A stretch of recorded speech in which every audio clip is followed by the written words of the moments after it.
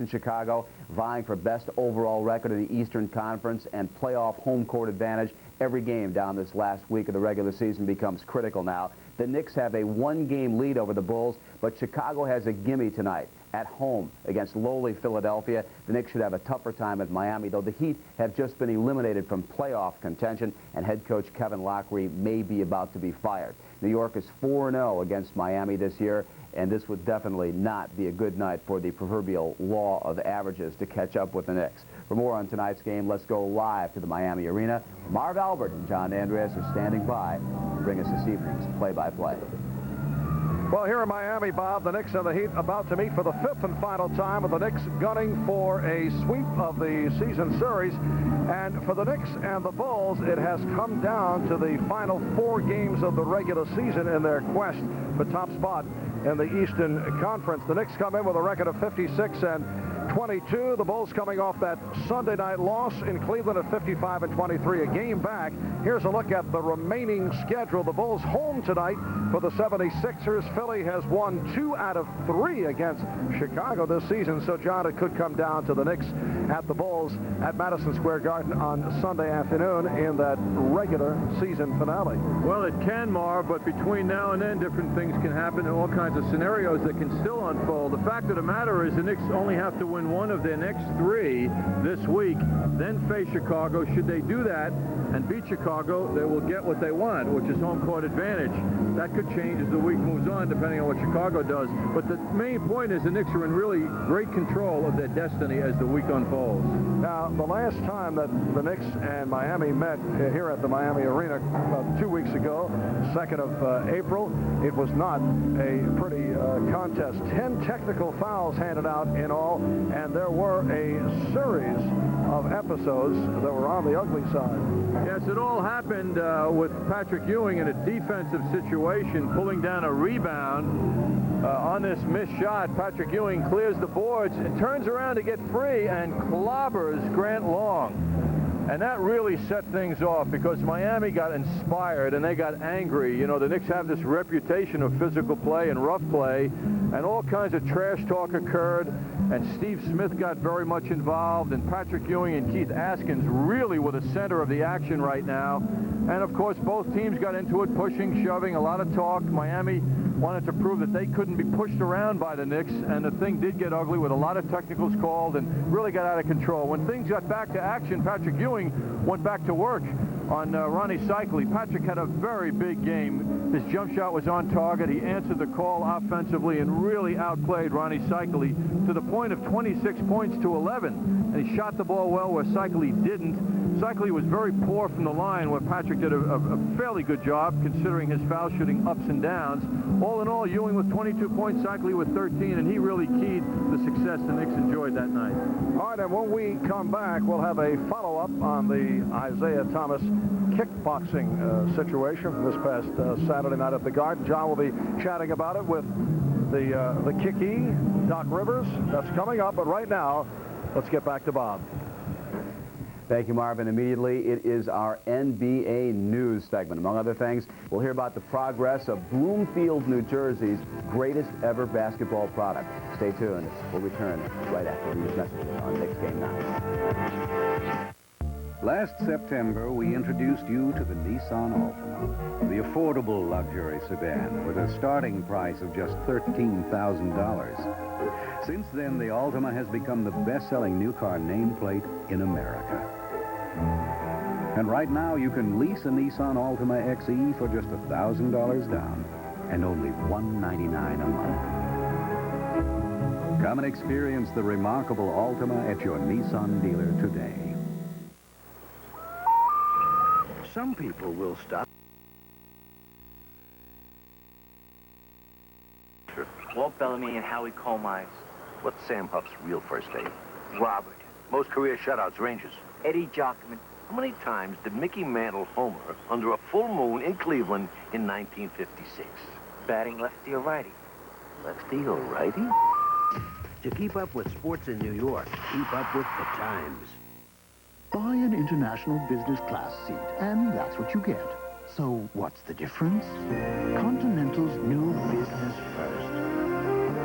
with the room and comfort of a true sleeper seat. The luxury of international first class, but at a business class fare. Continental's business first.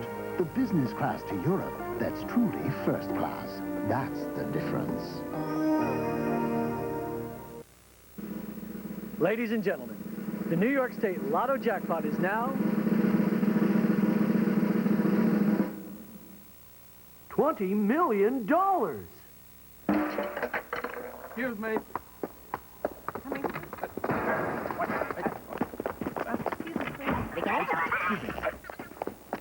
Thank you.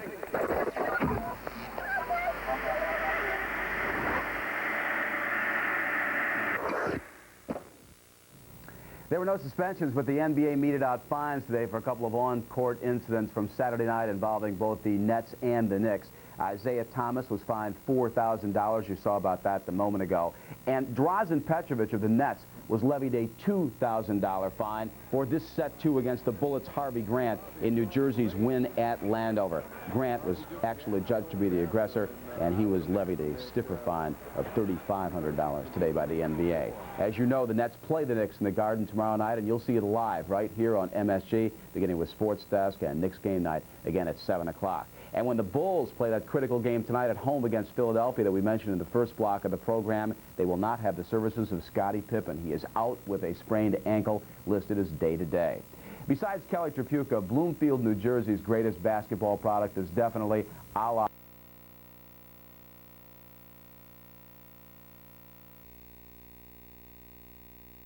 Allah's blossomed. He starts virtually every game, replacing Kevin McHale, a new lease on life. Definitely get an opportunity to play. You know, I've played more this year than I have in the last 2 years combined, and you know, when you want to stay around in this league and you want to make this a job that hopefully will last for a long time, you got to be able to show people you can play and what you can do. So this is, you know, this is something I've been trying to take advantage of. And when he wasn't playing as a rookie in Portland, did the ex-Duke star get any advice from anyone? Yeah, definitely. And a lot of the older guys on the Portland team, guys like Buck, Clyde, were just coming to me and just kind of, you know, putting in perspective, hey, you're young in this league, and you're going to learn so much more. You're going to become so much a better player. Your time will come. You heard Marv mention it earlier. When Knicks Game Night continues, we will return to Miami for a look at that tussle that the Knicks and the Heat were involved in back on Friday, April 2nd, 3 weeks ago. We'll return after, again, this time out.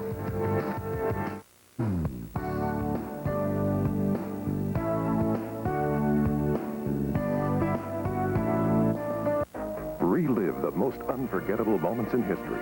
Introducing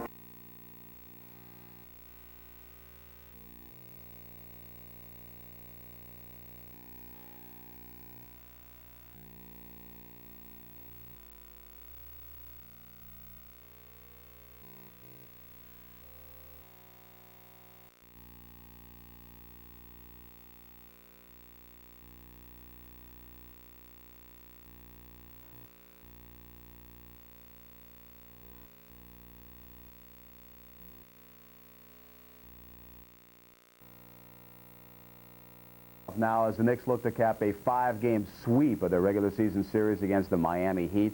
Although the Heat have nothing left to play for, this game nevertheless could become ugly, at least based upon what happened the last time the two clubs met.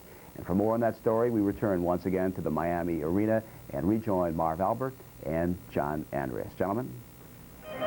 Welcome back to Miami, where we are getting ready to bring you the Knicks and the Miami Heat. The Knicks come off the 95-85 win over Detroit Saturday night in New York, featuring the Isaiah Thomas kicking extravaganza with Doc Rivers late in the third quarter. An ugly incident which nearly led to a repeat of the Kevin Johnson-Doc Rivers melee, but wisely Doc held back. Isaiah was ejected after that flagrant kicking foul, and the Knicks went on to the victory. Following the game, Mike Quick spoke with Isaiah Thomas.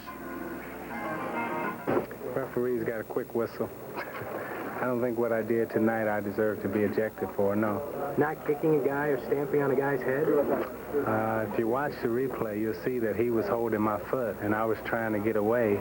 And if I'd have taken another step, I'd have fell flat on my face. So I was trying to get him to let my foot go. So, I kicked back at him to get him to let my foot go. So when you went back that second Watch time... the replay. I saw it. Yeah, watch the replay. When you went back the second time, though, that looked more like a return kick than a kick to free yourself. Well, he tried to kick me. Watch the replay. He tried to kick me. When did he try? He was laying on the ground, though. With his foot up in the air, and you watch the kick. Just watch the replay. The pictures speak louder than words. Watch the replay, and you see exactly what happened. Well, what do you think the NBA is going to say when they watch the replay? I'm sure they would agree with me.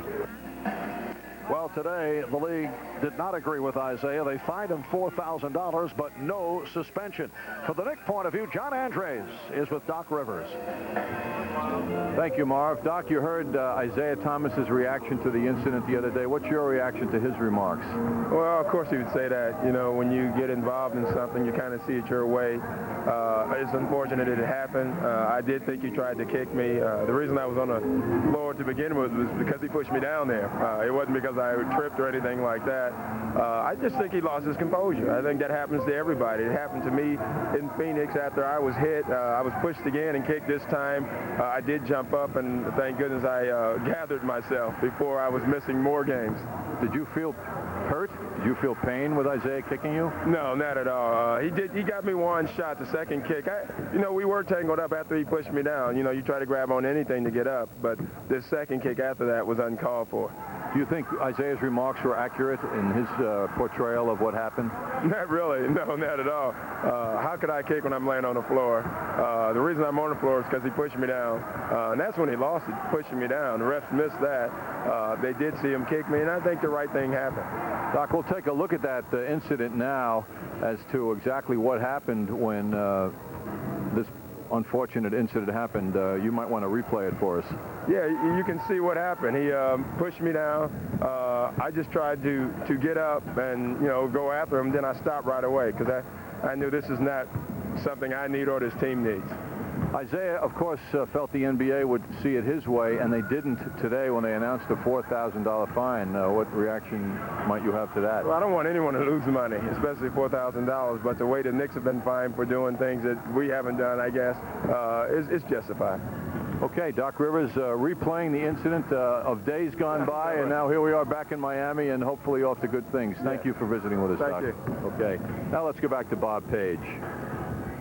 All right, John, as I mentioned earlier, the Knicks did have problems in Miami last time. The Heat going after Patrick Ewing. We will see if that transpires again tonight. And when we close out Knicks game night, Bruce Beck joins me to talk about Sir Charles, the other MVP candidates, and other awards around the league after we pause for these final words.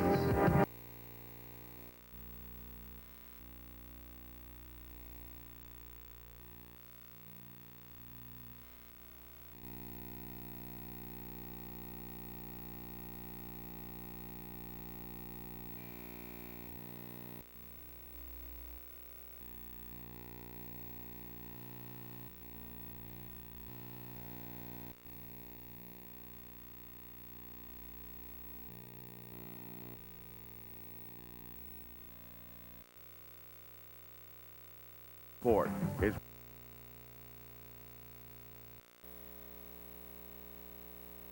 by my longtime MSG colleague Bruce Beck, who has been covering the Knicks closely this year as a feature reporter on these programs and as an occasional host of the show as well. And he has his awards he's going to dispense. Now, are these your opinions, your humble opinions? Yes, or Bob. are these who you think are going to win the awards I know that this you're year? a man of many opinions, but these are some of the opinions that I have picked up during the course of the season. So we have a drum roll for you. We're Not starting with much the of a drum roll. MVP. We It's don't need a pretty drum roll. easy. I think the MVP is going to be Charles Barkley. I think Patrick Ewing deserves to be number 2.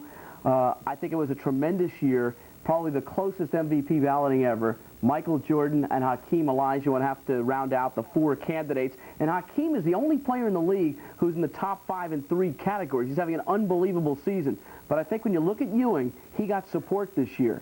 Whereas Barkley, he went out west and like a gust of wind, he took the Phoenix area by storm, and he has just been dominant. Without him in the lineup, they have lost 4 of 5. He is supposed to be back by Thursday. I just think what he did to this team was he changed the whole complex. He changed the whole makeup of the ball club from a soft team, a perimeter ball club, to a dynamite defensive club and to a much more physical team. Remember, last year, Phoenix finished 3rd in their own division. This year, they have the best overall record in the NBA. So I think that Barkley will win. I think it will be very close, and I think Ewing will be second, and much deservedly so. Coach of the year. I think it's Pat Riley of the Knicks. I mean, I think so too. That's what I would. You can make a case for a lot of guys here. I think that Chris Ford did an unbelievable job. Even though Boston lost more games than a year ago, he lost Bird, and this team does not have much talent, plus an aging McHale and an aging Parrish. So I give Ford a lot of credit. I think Lucas came into a tough situation. San Antonio was 10-11. He turned the team around. They won 24 of the next 28 ball games. I think he merits consideration.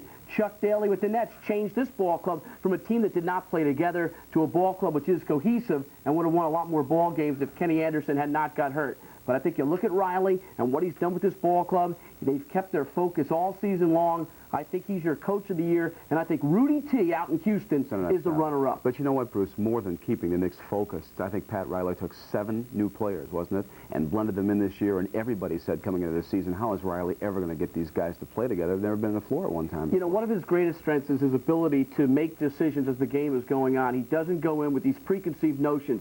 You can be a ball player who sits for 2 games, and if you're hot in the next game out, you'll play for 20 to 25 minutes. I like a coach who can adapt.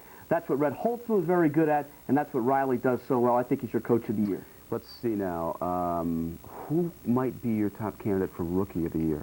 Well, Rookie of the Year, Bob, I don't know. Who do you think? I think Alonzo Mourning's had a hell of a season. You know what? Alonzo Mourning may be better than Patrick Ewing in 3 or 4 years. He is just more offensive-minded than I ever thought.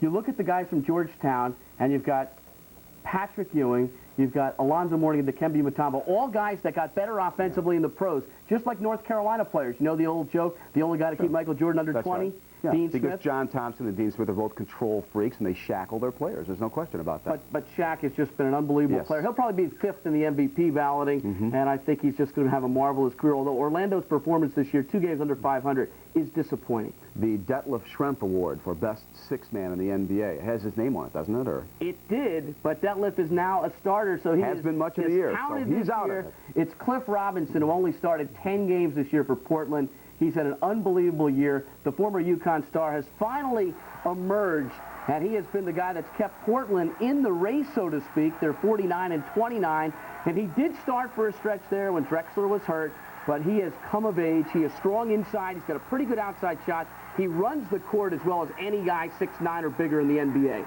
And always an interesting category, the most improved player of the year. And I don't know if you can put Lloyd Daniels in this, because what did he improve from? I mean, he basically just come back from all kinds of problems. Just like Richard Dumas. You can't really put him in there. I'm going to pick a New Jersey guy, Eric Murdoch. Here was a player who played behind John Stockton in Utah, and he learned so much sitting behind Stockton. This year, he made almost as many field goals as he played minutes last year in Utah. Traded to Milwaukee, Mike Dunleavy gave him the reins. He is an outstanding defensive player. There are 2 things you have to do in this NBA if you want to make it. Shoot from the outside and play defense. Murdoch does both. I think there are some other candidates such as Doug West. I think Mookie Blaylock had a terrific year. And you got to throw out guys like Kenny Anderson, because players who are lottery picks, they do not make most improved award players. Let me throw another name at you, too, as we close out the show, Chris Dudley. Bruce, thanks for being with us. Thank you for joining us. And now stay tuned as the Knicks play at Miami against the Heat next on MSG. New York Knicks Game Night has been brought to you by Alamo. There are over 4 million miles of roads in Alamo territory. And with Alamo, all those miles are free. By the team of Canon Technology and MCS Service. One is a great reason to buy the other. And by Rothman, the least expensive way to buy expensive clothes. 45, eating 45, eating 46, a pound, 47.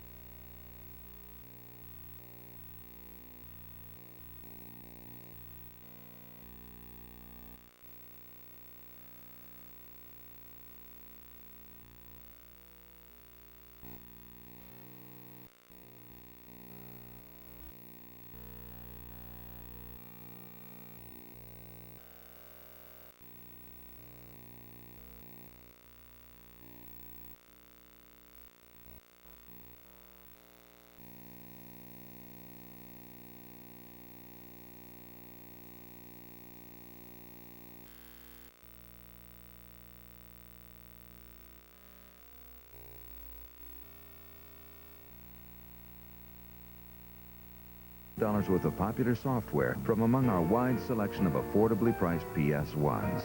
The IBM PS1, the one you really want, that you can really have, at nobody beats the whiz.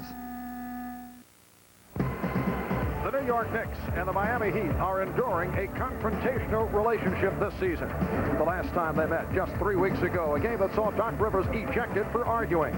Grant Long knocked out from a Patrick Ewing elbow. Kevin Lockery encouraging his club to be aggressive. And Keith Askins retaliating, leading to a show of tempers on the part of both clubs.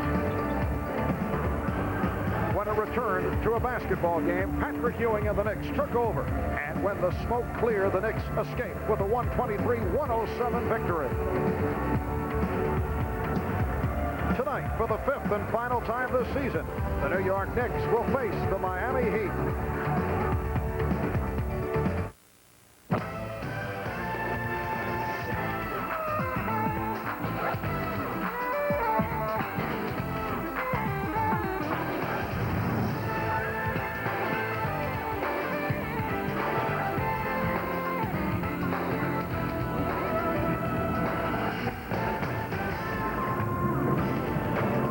Welcome to the Miami Arena in Miami, Florida, as we get set for the Knicks and the Heat. The Knicks seeking to make it a 5-game sweep of the season series. And here is the story going into tonight. The Knicks are at 56-22. Chicago with a record of 55-23. The Knicks are 1 game in front in their race for home court advantage in the playoffs. The Bulls in action at home tonight against the Philadelphia 76ers. Hi, everybody. I'm Marv Albert, along with John Andres.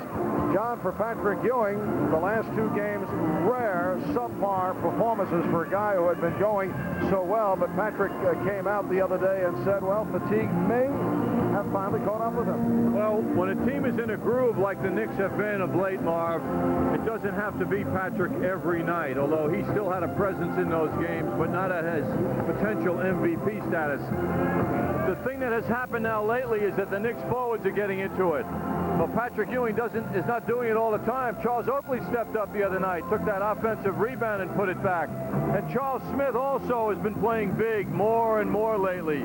So the starting forwards for the Knicks are now more of a factor than ever before. How about that game against Detroit? Oakley and Smith playing heavy minutes. Charles Smith with 19 points, 9 rebounds. Oakley, 19 rebounds. He was also in double figures. What a relief that is for the Knicks, and what a problem it presents for opponents when that 3-man front line plays like that. And with Miami just playing out the schedule, Coach Kevin Lockery made the point that he expects to give the exciting rookie out of USC, Harold Miner, young man they refer to as Baby Jordan, additional playing time. And Miami's last game, a loss to the Boston Celtics here on Saturday. Miner played very well, particularly down the stretch. Well, Harold isn't getting the minutes he wants, but he doesn't complain. He's a class act, and he's learning more and more, and Kevin Lockery has shown a lot more confidence in him, as he did against Boston, as you mentioned, Marv. Miner is a very exciting player. People love to watch him go. Baseline, he's tough. He hangs in the air. He's got the spectacular jumping ability, which brings the comparison to Michael Jordan. He took advantage of a Reggie Lewis mishandling of the ball, converted that into a couple of points. Around the basket, always tough. He's listed at 6'5". I think he's a shade under that, but he's tough with the big guys around him as well, as he showed Boston in their prior game. In 20 minutes of play, he produced 16 points, and he was perfect from the foul line. Miner knows how to draw contact, and he certainly knew how to make those foul shots. 8 for 8 in that game, and Miner, we hope we'll see more of here tonight. He's an exciting player. Yes, he's a guy you like to keep an eye on. He was hanging all over the basketball court on Saturday against the Celtics. We'll be back with the Knicks and the Miami Heat from Miami right after these messages.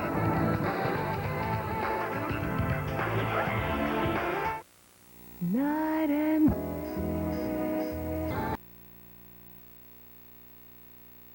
people who drink it, nothing beats a buzz. By Nobody Beats the Whiz Home Entertainment Centers. For everything in home electronics, music, and movies, nobody beats the Whiz. By the team of Canon Technology and MCS Service. One is a great reason to buy the other. And by Citibank. The city never sleeps. Starting lineups. we're set for the introduction of the Hertz starting lineups.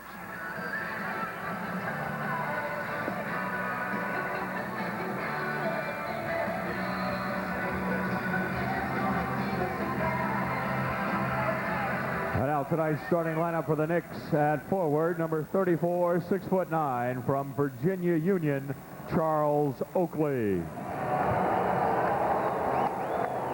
At forward, number 54, 6'10", from Pittsburgh, Charles Smith. At center, number 33, 7 foot, from Georgetown, Patrick Ewing. At guard, number 3, 6'5", from Oklahoma State, John Starks. And at guard, number 25, 6'4", from Marquette, Doc Rivers. The head coach of the Knicks is Pat Riley. His assistant coaches are Dick Harder and Jeff Van Gundy. The trainers are Mike Saunders and Tim Walsh.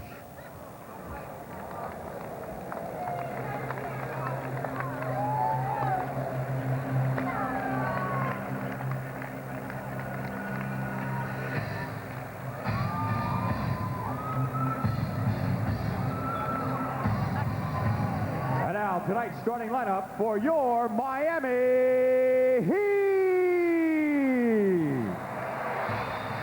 And forward, number 41, 6'8", from Michigan, Glenn Rice. And forward, number 43, 6'9", from Eastern Michigan, Grant Long. At center, number 4, 6'11.5", from Syracuse, Ronnie Cycli. At guard, number 20, 6'6", from UC Santa Barbara, Brian Shaw. And at guard, number 3, 6'8", from Michigan State, Steve Smith. The trainer of Miami Heat is Ron Culp. The assistant coaches are Alvin Gentry and Bob Stack. The head coach is Kevin Lockery. Tonight's injury report for the visiting Knicks. Yes, Kevin Lockery and his Miami Heat have now officially been eliminated from the playoffs. Victory by Indiana on Sunday did the damage. So John talked about that with Ronnie Cycli and asked, does tonight's game against the Knicks have any meaning at all to the Miami Heat? Does it mean anything at all? I think it does. For one thing, we want to play spoiler now that we're out of it. I think the Knicks kind of deflated us the last time they played here. We had a 12-game winning streak at home. They came here, broke that, and then from then we just weren't the same team anymore. I think we're going to try to do the same thing to them, try to deflate them and send them on to bad a couple of weeks. That's the competitive feeling of the Miami Heat as expressed by their top player, Ronnie Cycli. They want to give the Knicks some pains, and the feeling is that they will not roll over just because they're not making the playoffs. These two guys are buddies. They had dinner last time, Marv. I saw them at dinner after the last game here. Let's see how they act. Oh, you spotted it, huh? Charles Smith and Ronnie Cycli, going back to Big East days when I questioned them on it. They said, hey, we're friends from the Big East. Well, the Knicks' last defeat at the hands of Miami was November of '91, losing here in Miami 107-93. Knicks have won the last 8 games against the Heat as they try to make it 5 out of 5 this season. Charles Smith working the alley-oop to perfection with Charles Oakley. Charles Oakley is a very dangerous passer from the top of the circle. It always seems to come from the top of the circle. Miami with a record of 35-43. They have lost their last 3. That is a 3-point attempt. And Rivers able to get to it. Miami's last game was Saturday at home, as the Celtics came from behind to come up with the victory, but they suffered a very bad loss on Thursday night in Landover when they were still alive for the playoffs. They were walloped by the undermanned Bullets, 110-92. A reach-in foul is called. Paul Mahalik with the indication of block. It is a block, not a reach-in, on Patrick Ewing. The officials, along with Mahalik, Greg Willard, and David Jones. Bob, the Miami Heat's problem over the last 3 games, those losing games that you mentioned, is simply that they're not playing defense as well as they have throughout the season. They're proud of their field goal percentage against their opponents this year, 47, but the last 3 games their opponents have been over 50%. An exchange of turnovers as Steve Smith is able to get it back. This is Grant Long, who was a question mark for tonight's game because of a sprained right ankle. He's won a bad shot with 13 remaining on the 24. Starks with room, goes to the hoop. And he'll go to the line. John Starks saw the opening and took advantage. So the blocking foul on Grant Long. John was readying himself for a jump shot, but all of a sudden there was a lot of room in front of him, and he has the ability to explode to the basket. And even when big people come at him, John's great legs and jumping ability, which from time to time, Marv, suggests Michael Jordan's jumping ability, gets him to at least draw the foul, if not make the shot. Last time the Knicks were here on the 2nd of April, John Starks hit 5 from 3-point range. Knicks off to a 4-0 lead with a minute and a half gone by. Steve Smith being played by Doc Rivers. This is Glenn Rice. Rice guarded by Charles Smith. He hits, it counts, and the foul. Glenn Rice had a good shooting game against the Celtics on Saturday, and then took a bad shot down the stretch. Well, apparently that foul call against Miami, but the basket does count.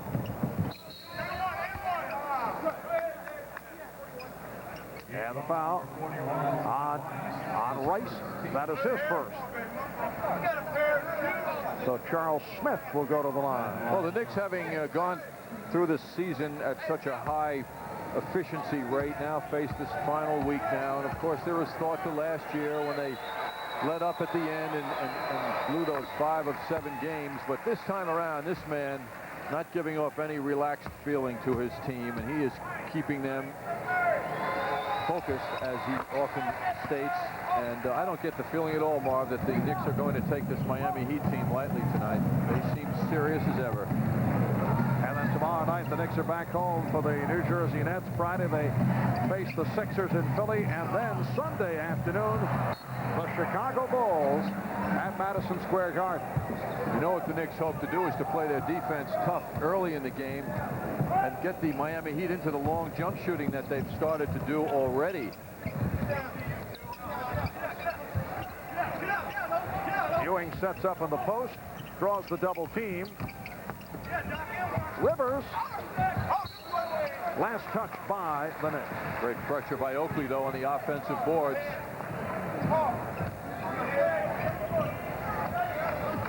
Miami Heat point guard Steve Smith, who goes 6'8", 200 pounds, holding foul on the Knicks. It's on Charles Smith. This franchise is being built around Steve Smith. Last year averaged 12 points a game, and Glenn Rice, the three-pointer, cuts it to a 1-point Knick lead. Oakley gets inside, and a foul is called. It is on Smith. Last year, Smith averaged 12 points a game. Very difficult season as he made it back from arthroscopic knee surgery and the emotion of his mother's death. And then, with Smith out at the start of this season, they went 10-24 as once again he had to undergo the arthroscopic knee surgery. Patrick Ewing and Charles Oakley trying to control, had it knocked away. Last touch by Brian Shaw. But with Steve in the lineup, Marv, as we just showed, it's a dramatically different team, and that's why, as you say, they're building around him. 25-19 with Steve Smith. Here's Oakley. And Ronnie Cycli with the rebound. Brian Shaw being played by John Starks. The open shot for Smith. That was a 3-point attempt. The Knicks with a 6-5 lead here in the early moments. Starks for 3. Back comes Shaw. Knicks get back. Rice from downtown. Glenn Rice again. And Miami with an 8-6 lead. Glenn Rice among the leaders in three-point shots made. Smith from Oakley gets the call on the continuation. And now they wave it off. Well, one official underneath Greg Willard was indicating it would count, but Paul Mahalik said no. Foul called on Brian Shaw. The basket does not count. And a 20-second timeout taken by Miami. Well, Glenn Rice off to the hot start. He's focusing on those three-point shots, Marv. He comes in here tonight needing only 9 more to equal last year's franchise record. 155 makes. Make that 7 now after the 2 he's hit. Tomorrow night, New Jersey Nets, who have been hard hit by injury, going up against the New York Knicks at Madison Square Garden. Knicks game night at 7 here on MSG. Knicks have won 2 of 3 against the Nets this season. And at Madison Square Garden, Knicks have taken 14 of the last 15 against New Jersey. But Drazen Petrovic finally captured the touch that had been eluding him since he returned. Rivers. And back comes Steve Smith. 4 minutes have gone by in this first quarter. Miami 8, Knicks 6. Smith posting up. Oakley over to help. Now Starks switches to Long. Starks trying to draw a foul. How quickly Oakley came out and helped out Starks. Nice defensive work leading to the steal by Rivers. Starks. That was a 3-point attempt.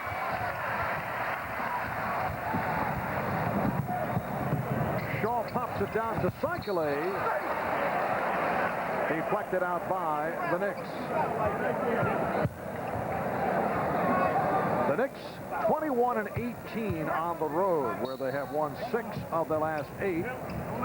Miami has played very well at home. They're 25 and 14. They had won 12 straight until that loss suffered to the Knicks 2 weeks ago. Cycley. Offensive foul. Won't count. Ronnie Cycley called for the push-out. Cycley with an assortment of moves inside, drives forward. Patrick Ewing seems to go down on a delayed basis. I don't know whether he's learning that from Doc Rivers and John Starks or not.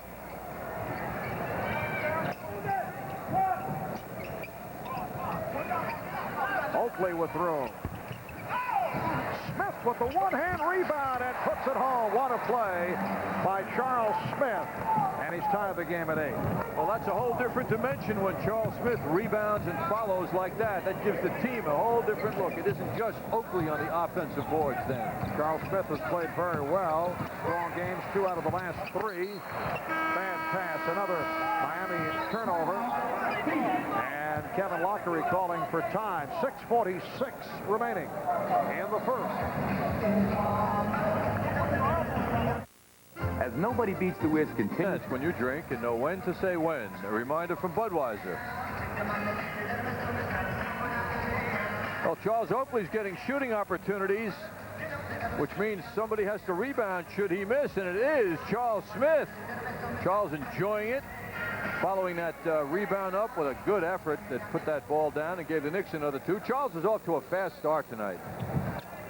6 points for Charles Smith. I mentioned the 2 strong games, the last 3 against Charlotte, Detroit, and another nice move. Oh, Charles playing the role of a backcourt man with that look away to freeze the defender and go up for that layup. Knicks 10, the Heat 8. 6.5 remaining in the first quarter.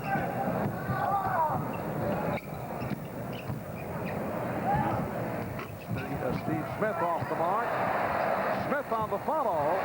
And he's tied the game at 10.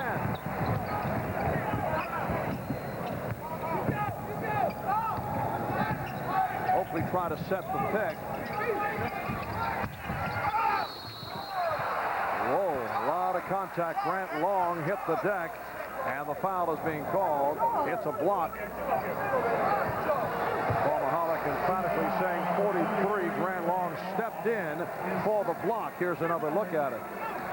Yes, he didn't have his position before Rivers got there. He wasn't set. That's a gamble when you want to draw the offensive foul. The Knicks seem to have it down to a science with Oakley and Starks generally beating the offensive player to that position. Well, so Doc Rivers is now into the game. He got his shot for the night, took it early from Grant Long. Yes, rattled his teeth a little bit. For those who may not have heard the news earlier, Isaiah Thomas was fined $4,000 for the kickboxing effect with Doc Rivers in the game Saturday night at Madison Square Garden. No suspension, $4,000 fine. That's a foul on Smith. Well, he leaned in a little bit on John Starks to shake him up. Smith is a very gentle guy off the court, but he's a tough competitor, and he felt Starks was pressuring him a little bit, which he was, and he reacted. Ewing's pass picked off.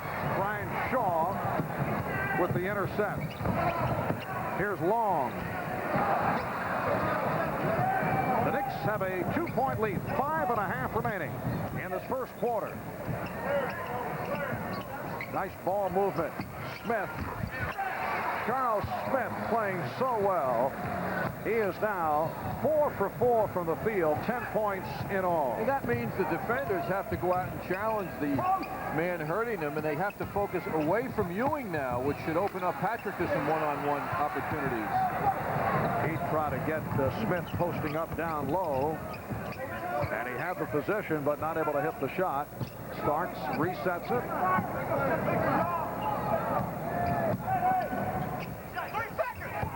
Rivers. And the foul call. It's on Smith. You know, Marv, you almost get the feeling that the Knicks are playing around with something new, and that is going away from Ewing.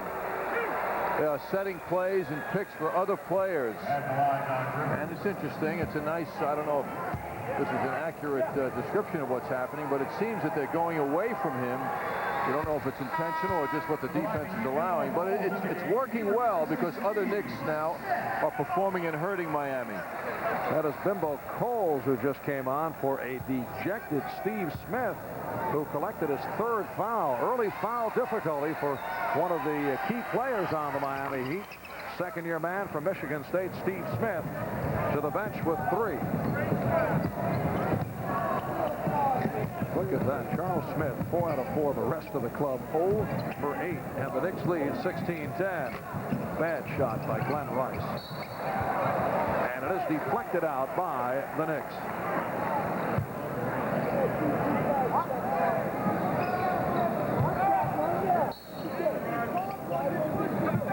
Bimbo Coles, who has had his shooting problems recently. Bimbo is 2 for 15 the last 2 games from the field. And a foul on Starks. Foul number 3, John Starks. His first. That is the first for Starks. Knicks with their 3rd team foul. Kevin Lockery very upset. Well, apparently, the indication from the official, David Jones, that is a shooting foul. The scoreboard showing only 3 team fouls.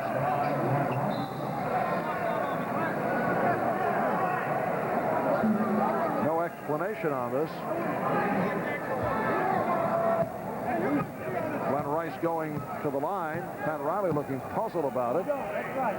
Greg Willard, the official, getting the worst of Kevin Lockery's feelings right now after David Jones had made the call.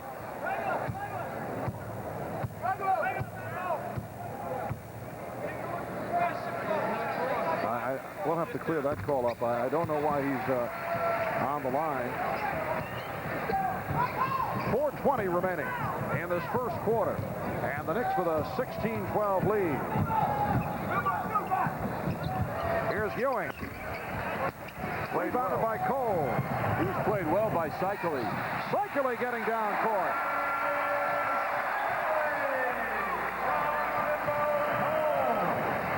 Now Oakley posting. Rivers for 3. Cycling with the rebound. And Brian Shaw pushes it down. Rice with the crossover. Stripped by Oakley.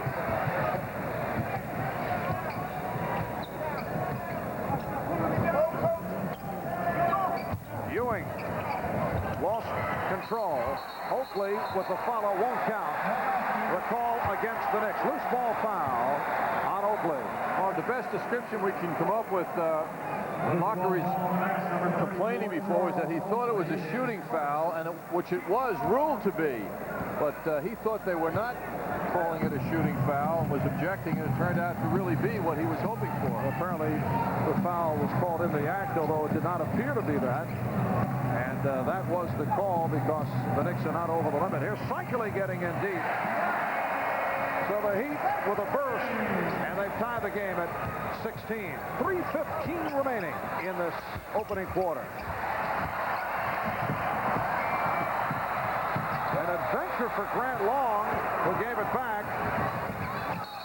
Smith. And a blocking foul on Miami.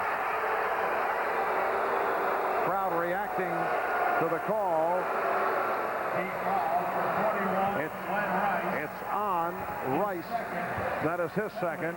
So Smith has already been hit with 3, 2 apiece on Rice and Long. Charles Smith to the line. He is 2 of 2 from the line. Charles with 10 of the Knicks' 16 points.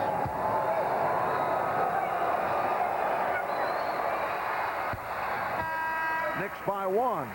Anthony Mason coming on. And Patrick Ewing will sit down. So Ewing 0 for 3 from the field. And he'll get a rest. Charles, like a number of his starting teammates, getting heavy minutes now. In fact, he's averaged over 30 minutes a game of late as Pat Riley tightens up his rotation. 3 of the last 4 games he's been at 30 minutes or more. Cycling guarded by Mason. Oakley over to help. Always trouble when Cycling puts it on the floor. Rivers. And the follow put home by Oakley. Nobody was in front of Charles Oakley, and he made the most of it. Very simple follow-up by him. Nicely done. Any center, Marv, that puts the ball on the floor is generally going to get interrupted. That's why those who don't do it can be much more effective. Well, earlier in his career, Ronnie Cycling had all kinds of difficulties with traveling violations. He did clean that up a bit, but recently there have been some difficulties. Foul on Starks. Timeout called by the Knicks. A limited number of tickets for the first 2 rounds of the playoffs will go on sale. Tickets will be sold on a single game basis and will be available only at the Garden box office.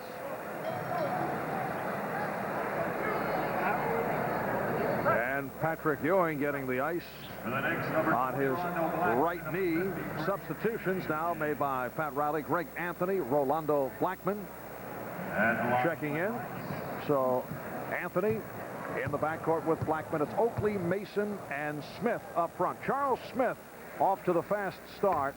He is 4 out of 4 from the field, 4 for 4 from the line for 12 points. The rest of the Knicks 1 of 14. I would think Pat Riley, Marv, would like to, as much as possible, give Patrick Ewing a vacation between now and the first game of the playoffs in the form of a minimal amount of playing time. The Knicks will have a break, certainly between Sunday and when the playoffs begin Thursday or Friday, but you could see where he'd be very pleased to come through the next week, not having to press Patrick into 40-minute games. 3-second violation, so that blows off the basket by Anthony. 3-second violation gives it back to Miami. You look at the season that Miami has gone through this year. We talked earlier of the absence of Steve Smith being a major blow because of the arthroscopic knee surgery, and it's a different club without Smith. Nice goal by Bimbo Coles, and the game is tied at 20. One of the differences from last year when Miami did make the playoffs, although the record was not much better, they finished 38-44, 4th in the Atlantic Division. Coles off the steal. Coles setting it up for Rice. Bad pass recovered by Shaw. Miami leads by 2. But, John, last season, Miami went 9-0 against the likes of Washington and Milwaukee. This season, only 1-3 against the Bullets, 2-2 against Milwaukee, and 1-2 against Philly. So against the weaker clubs, they've had their problems. Here's Anthony. Frustrating part of that is they've had such good wins against Chicago and Seattle. They've done well against some of the top teams. So consistency naturally is part of a team that's growing. Cole's trying to force it. 1 minute remaining in the first quarter. Knicks with the ball. They are down by 2. Smith got position on Rice. And he's tied the game at 22. And Charles Smith with 14 points. Actually, Marv, the Miami Heat is 1 game off last year's pace coming into tonight's game. But not, you know the management here would love to see them a lot further along than they are. They've lost 143 players to player games, rather. So those absences have really hurt. Bimbo Coles hitting the 3. So Bimbo Coles has found the shooting touch after the struggle the last couple of games. Miami 25, Knicks 22. Rolando Blackman for Greg Anthony, swings it to Anthony Mason. And rebounded by Shaw. Rice goes up and down. And Tony Campbell will come on. He has not played the last 2 games.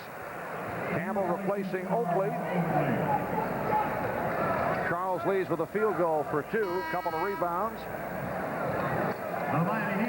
And a favorite of the Knicks, Keith Askins, coming on for the first time. Askins has not been getting the playing time.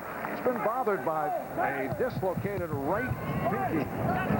Although he still managed to hit a couple of 3-point shots the other day. Blackman had it knocked away. Askins says you can only shoot 3-point field goals with 2 fingers anyway. So he said he's all right.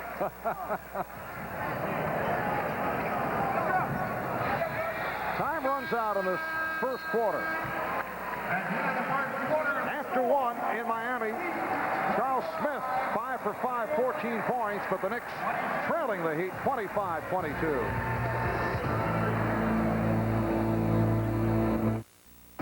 Second quarter, Miami with a 25-22 lead on the Knicks. You'll recall this scene on Saturday night in the win over Detroit. This was late third quarter as Isaiah Thomas and Doc Rivers got involved. Isaiah was ejected after the flagrant kicking foul. Knicks go on to the victory, and today word that Isaiah Thomas has been fined $4,000 by the league for the incident. You chatted about it with Doc Rivers prior to the game. You know, there were some people who thought there might have been a suspension involved. And Grant Long was fouled.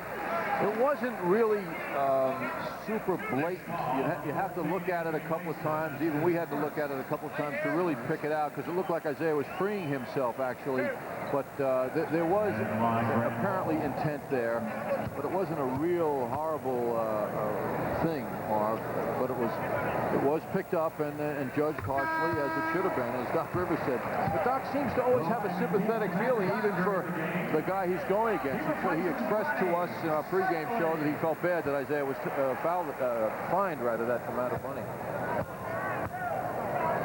Well, I tell you, I spent some time with some unnamed members of the Chicago Bulls during the Cleveland-Chicago game the other night, and several Chicago players said they were hoping there would be a suspension. I won't mention names here, though, protecting the innocent. You think that was their competitive juices or their real feeling? I think just general dislike for Isaiah. Campbell off the steal, fouled by Geiger, who just came on. You know, the crowd is cheering what looked like the severity of the foul by Geiger. That's my impression. And it is called a flagrant on Matt Geiger, a rookie from Georgia Tech. Here's another look. This is really idiotic fan reaction to what appeared to be a very physical play, which was judged that way by the officials. Tony Campbell didn't get hurt. Shaken up a bit, though. But the fans really loved it. And Campbell shooting the free throws. Matt Geiger, second-round draft pick from Georgia Tech, played well against Boston in the last game here on Saturday, and Kevin Lockery said that he plans to take a longer look at both Matt Geiger and Harold Miner. Harold Miner has not seen any action to this point. Well, Kevin Lockery ought to look real quickly because, Marv, as you recall, last time here, Geiger fouled out in 9 minutes of play against the Knicks. Long and Smith in a battle for position down low. Anthony trying to elude Long. Last touched by the Heat. Knicks have 12 on the 24.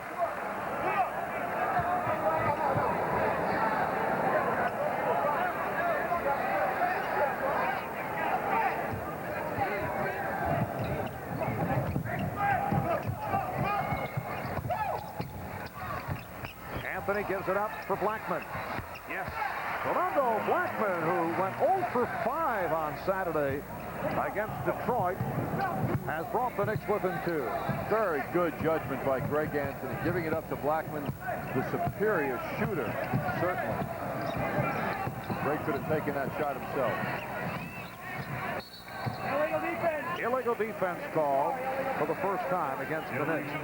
In the first quarter, the Knicks shot poorly, 6 for 21. At one stretch, they missed 9 consecutive shots.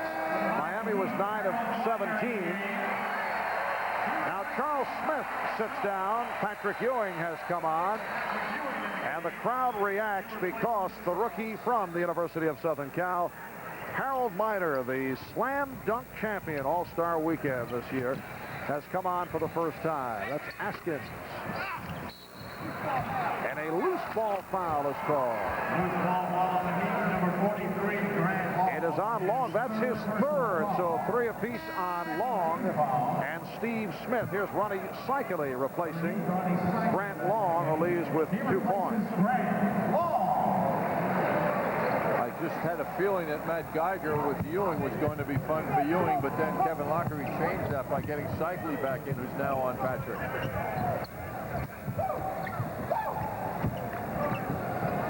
Anthony. And Miner with it. Miner can explode. Meanwhile, Kevin Lockery apparently exploding along the sideline, and he's been hit with a technical. That's the Kevin Lockery we've known through the years. He got mellow the last season and a half. Kevin was not mellow here on Saturday in the Miami game against Boston, but yes, he has calmed it down the last 2 seasons. Blackman converts on the technical. Here's John Starks checking back in. Kevin Lockery in his 1,001st regular season NBA game as a head coach. He has had 30 years of NBA experience. Player, head coach, assistant coach, scout, and broadcaster. Cycley putting the move on Mason and got the rim. Miami leads 29-26. Cycley hit the floor. Mason tried to take advantage, saw an opening, but Askins able to pick it up. Here's Ewing. Yes. Nice soft touch by Patrick Ewing for his first field goal. That's become his bread and butter shot. The one he goes to the most now. Heat with a 1-point lead. Bimbo Coles for Harold Miner, guarded by Rolando Blackman. They clear it out. Here's Miner, and he's fouled. Foul committed by Blackman. That is the play, too, Marv, as you say. Clear it out. Let Harold go one-on-one. And this is what he does now with Rolando. Rolando's a little taller, actually, than Miner. Ewing comes over to help. Miner succeeds in drawing the foul. Harold Miner, first-round draft pick of the Heat. He was the 12th selection overall. He left USC after his junior year, had the good one against Boston on Saturday in particular, down the stretch. Harold Harold Miner led the Pac-10 in scoring a year ago, averaged 26 points per game. And they love him here in Miami. He received a very enthusiastic welcome as he moved over to the scorer's table. Starks with the step. Hard driving move by John Starks, and he got the foul call on Bimbo Coles. 13 foul committed by the Heat. Took John a little while to get going Saturday against Detroit, but he got the touch after some early problems. 7 out of 15 from the field. Got his 18 points, 5 assists. Really came on strong in the second half.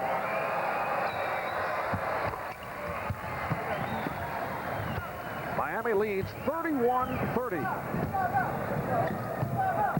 Miner and Coles at the guards. Askins, Geiger, and Cycli up front. Cycli establishing position on Ewing. A show the ball move by Cycli. And then he draws the foul. Marv, listening to your broadcast the other day with Magic Johnson, Magic making a big point about how Cycli would be better off as a forward in the NBA. I was talking to Kevin Lockery about that exact point before the game tonight. And Kevin made an interesting point. He said Cycli is actually more of a classic center than Patrick Ewing is. Patrick could certainly, at this stage of his career, play some forward with his long-range jump shooting, which we've talked about so often this year, where Cycli is really a back-to-the-basket, low-post player with all those flashy moves he has inside. Not to say that Magic's point is incorrect, not at all, but the fact is Cycli is more of a classic center than Ewing is. Ewing has more versatility in his game. The fact remains that the Miami Heat are desperate for bigger people. That's what they need, so Cycli could really play 2 positions. He's actually a center offensively, but not from a defensive point of view. He's not a shot blocker. I think that was the point that they lack in that department. Remember when Ewing and Cartwright combined in Ewing's first couple of years in the league, he was extremely unhappy, Ewing was, about playing a forward position, but his game has changed since then. Mason gets inside, and the Heat leads 33-32. The Bulls and the 76ers will get underway in about 10-15 minutes in Chicago, and the electronic wizard, Howie Singer, checking in courtside in Chicago, and has learned that Scottie Pippen, despite that sprained ankle injury suffered Sunday night against the Cavaliers, will start. So Scottie Pippen in the starting lineup tonight for Chicago. Coles in a one-on-one move with the pull-up. Oh, nice move by Bimbo Coles, and the Heat with a 3-point lead. Coles is having a big positive effect on his team now at 6'2". He won against the taller Campbell. Ewing changed his mind as he was met by the double team. Here's Coles. He challenged Ewing. Oh, Miami very active off the board. Cycli stopped from behind by Blackman. And we get a whistle. The call against Blackman. A holding foul. Well, Ronnie Cycli said it to you before the game. Even though this Miami Heat club has been officially eliminated, they're just playing out the schedule over the final 4 games, but they have come out very aggressively against the Knicks. Well, with Smith and Oakley out of the lineup now, the rebounding burden falls on Mason and Campbell, and you can see the difference. That is number 3 on Blackman. 3 apiece on Blackman and Starks. And Pat Riley going down the bench for Hubert Davis, who has not played the last 5 games, but this the first meaningful play for Hubert in some time. Boy, you take it actually, Marv, to 9 of the last 10 Hubert hasn't gotten a run for the Knicks. For the Knicks, number 44. Hubert Davis, the rookie from North Carolina, replacing Rolando Blackman.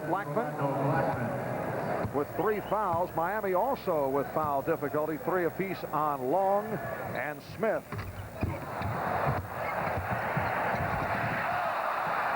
Geiger could not take advantage. Miami by 3. Knicks with Rivers and Davis in the backcourt. Ewing, Mason, Campbell up front. Here's Ewing on a fadeaway. Yes. Oh, friendly bounce on the enemy turf as well. Don, these are very nice baskets. Reminds me of the old Knight Center hoops at PS 225 in Brooklyn. I think everything drops here. Both ends. Or the old Madison Square Garden. Right. Cycling on the drive. Minor missed the tip. And it's chased down by Davis.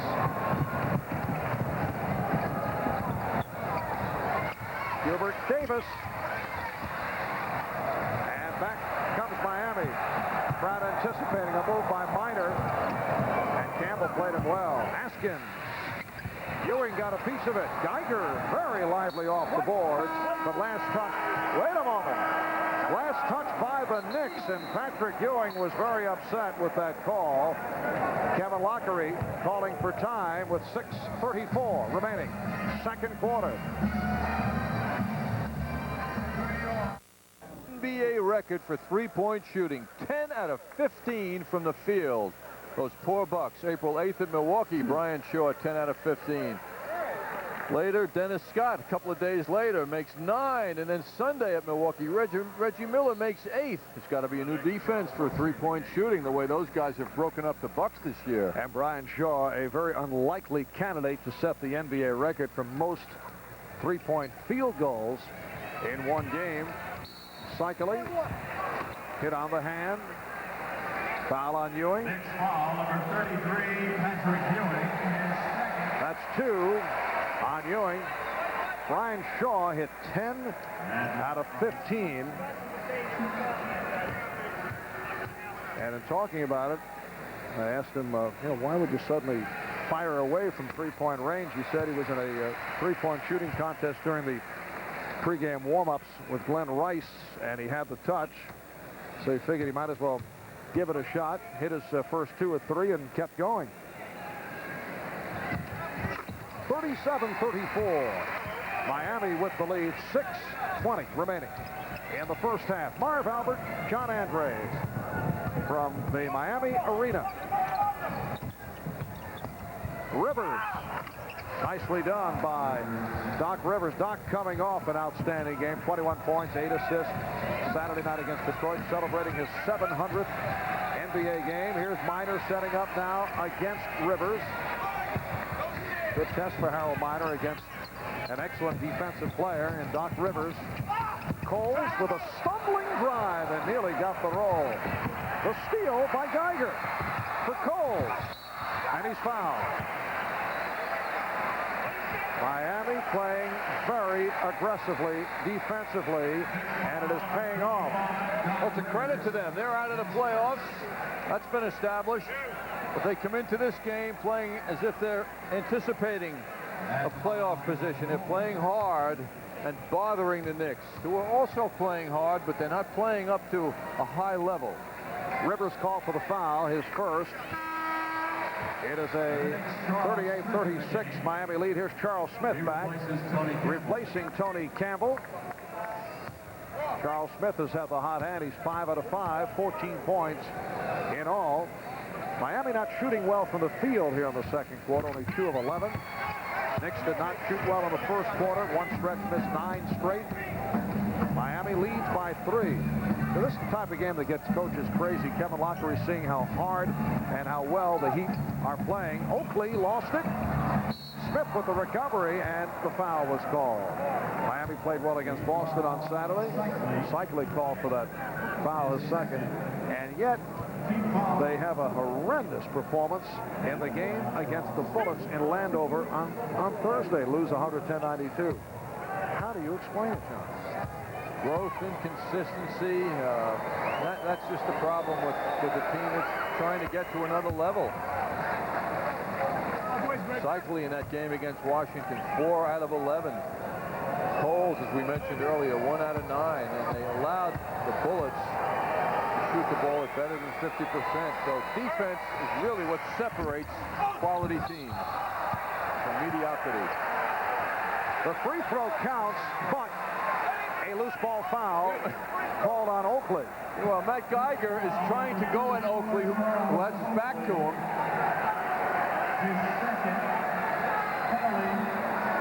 Geiger goes flying, compliments of Oakley. You see, Geiger has got all kinds of evil intentions here. His teammates hold him back, and Oakley has no idea what's going on behind him. John, we are looking at potential breakout.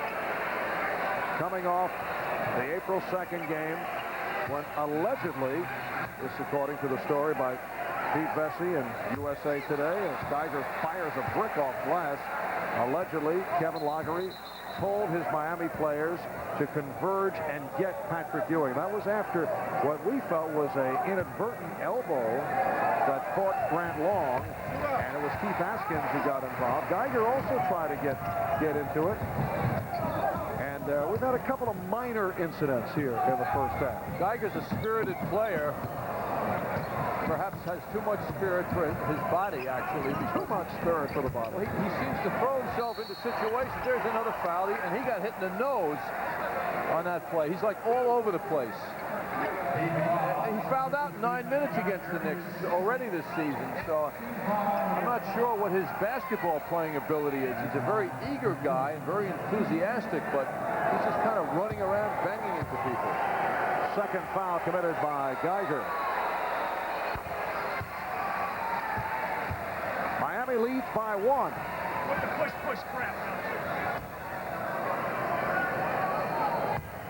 Tomorrow night at the Garden, the Knicks and the Nets will be on the air starting 7 o'clock. Knicks game night. Friday night, Knicks and the Sixers in Philly. Then Sunday afternoon, they close out the regular season, and the Eastern Conference battle for first could come down to that season finale, the Knicks and the Chicago Bulls at the Garden. Cycling. Bad shot. Cycling forcing it. Here's Davis. Oh, he's walloped by Geiger. Knicks want a flagrant.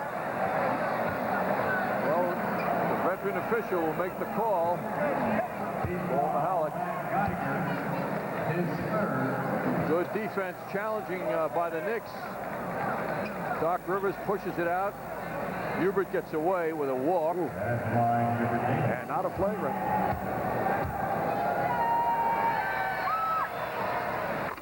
And I'd have to agree, that was not a flagrant. It looked like it was going to be much worse than it was. Yes, he leaned over him, actually, but he was playing the ball. Geiger moving along quickly so he can get out of this game. Yes, Matt, on his way to a DQ in a hurry. The Knicks lead 41-40, just under 5 minutes remaining, first half.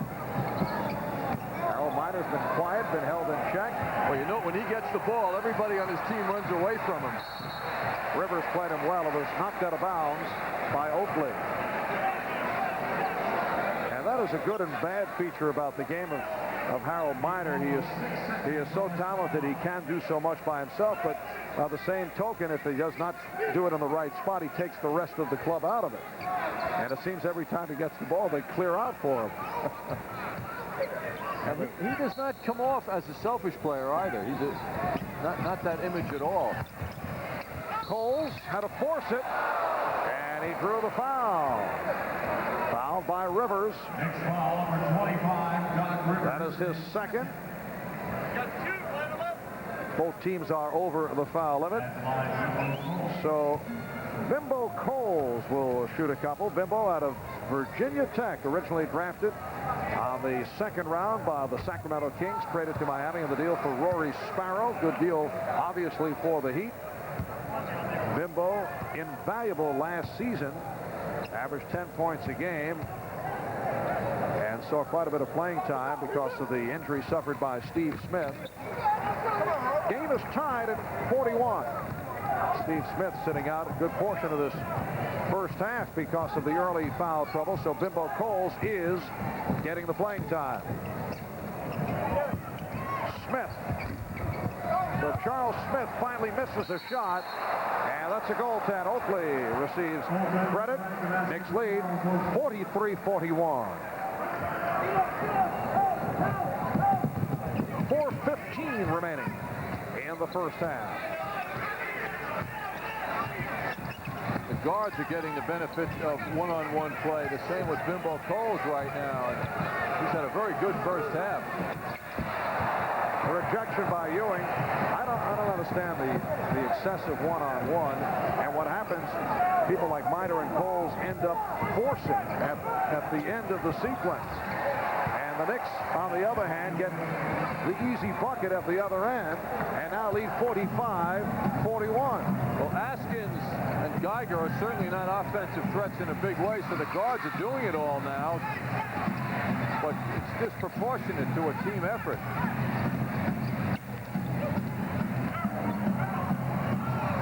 Miner with the scoop. And the Knicks now lead 45-43. For Miner, his first field goal. Geiger jumping out and is called for number 4. He called that Geiger. That's his first personal foul. Penalty. Glenn Rice in the game. Glenn Rice is back. Keith Askins will sit down. And Matt Geiger will stay on the floor. So, let's see. Has a shot.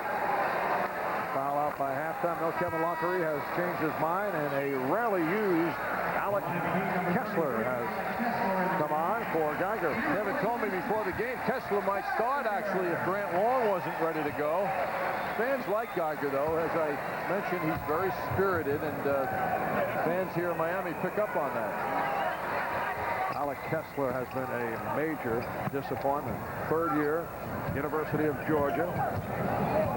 Big guy, 6'11", 240, but likes to shoot from outside. Knicks lead by 4. Miner. Cycling gets to it. Rice for 3. Way off. You like the shot selection Glenn Rice done? Any shot's a good shot, right? He's the type of guy, unless he settles down someday. Charles Smith with a nice move. Rice just kills him. I don't think you can win with a guy like that unless you change his game.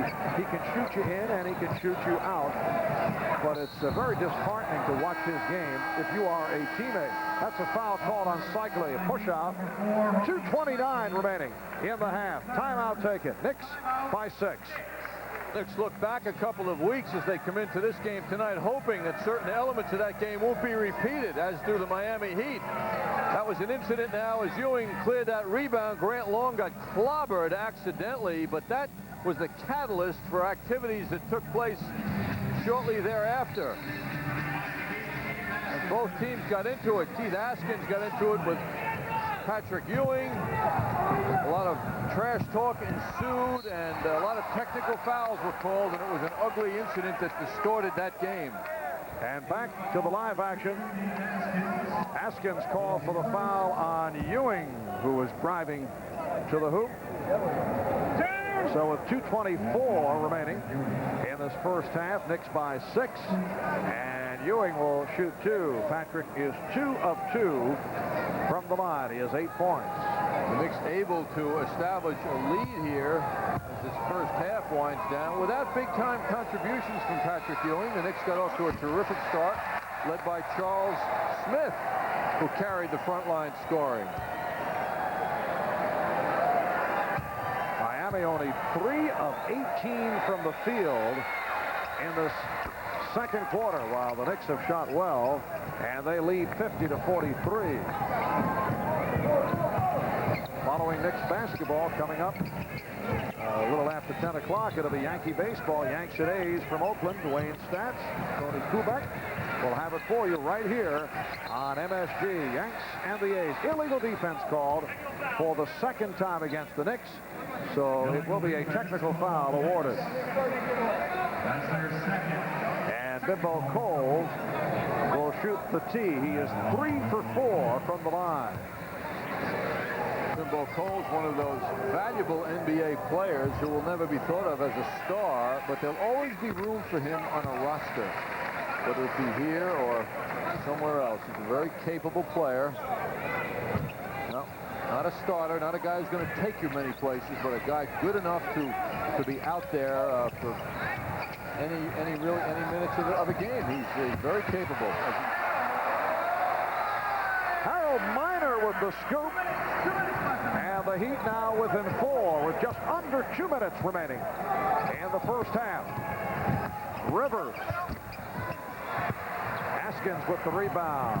Keith Askins getting the playing time tonight. They double up on Coles. Rice with a bad pass. Hey, it was a pass. Stop complaining about his shooting. He tried.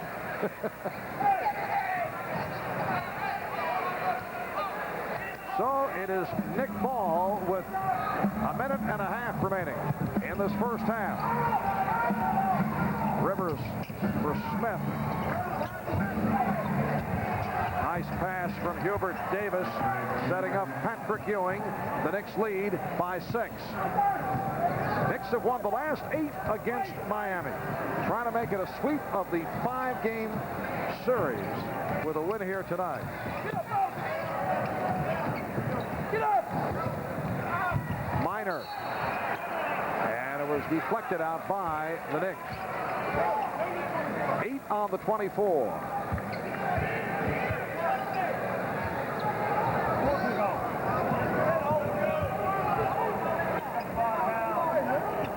Knicks in Miami angling for position on this inbounds. If this was the closing moments of the game, Marv, I think it would be summarized by saying the Knicks won ugly. Crowd wanted Kessler to shoot. He does off a spin and just did get a piece of the glass. Oh, the shot of the game! Harold Miner able to get the crowd going. They have been waiting for that. Here is Smith. Yes. Charles Smith has had a sensational first half. He is now 7 of 8 from the field. He has 20 points. He's the high man in the game. Knicks lead 54-48. Now Miner played by Smith on a switch. Deflected out by Rivers. Half-minute remaining in this first half. Marv, I know you introduced a new phrase on NBC the other day in regard to the description of Harold Miner. We'll have to get to that when we see a replay of that spectacular shot. Miner tried to stop. And let's see what the call is here. The officials conferring. Last touch by the Knicks, says the outside man, Greg Willard, so it will be Miami ball. Yes, Harold Miner with that hang time ability, and it leads to new terminology, I'd have to say, from the play-by-play point of view. Well, Coles did not like the hand check from Davis. Miami using the clock. Down to 10 seconds, second quarter. Down to 5. Rice. And Rivers gets it away. That's the end of the first half. It's the Knicks 54, Miami Heat 48. Coming up in just a moment, Bob Page at the MSG Sports Desk. Charles Smith with 20 points. And the Knicks head to the locker room up by 6.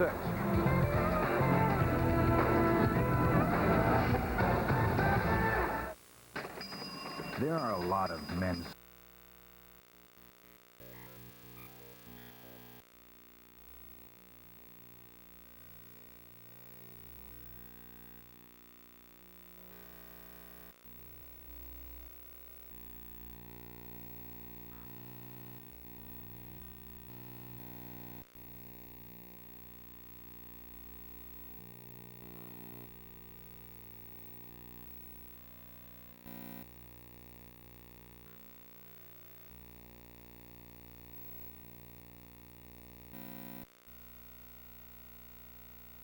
.54, Miami Heat 48. Crowd excited by the exploits of the rookie from USC, Harold Miner. This was the move of the night. Now, let's go to Bob Page. Thank you, Marvin. Just a reminder that immediately following the Knicks game tonight, we'll be going live to Oakland, where Dwayne Stats and Tony Kubek are standing by to bring us the first game of the Yankees series against the A's. Meanwhile, the Mets underway at Shea tonight, first game of their series against the Giants. They trail San Francisco 1-0, bottom of the fourth inning. In the top of the second, Sid Fernandez on the mound. Catcher Kurt Manwaring delivers a base hit to center field, scoring Matt Williams. Billy Swift pitching for the Giants, who've won 7 of their last 9, and lead the National League West with an 8-5 mark. And a surprise from Chicago tonight, where Scottie Pippen, despite that painful sprained ankle, did start for the Bulls moments ago against Philadelphia. I'll have more after this. Sports Desk is brought to you by Alamo. There are over 4 million miles of roads in Alamo territory, and with Alamo, all those miles are free. It's almost as if America was created for travel. Because whether you're traveling for business or pleasure, you get to see this, or this, or this.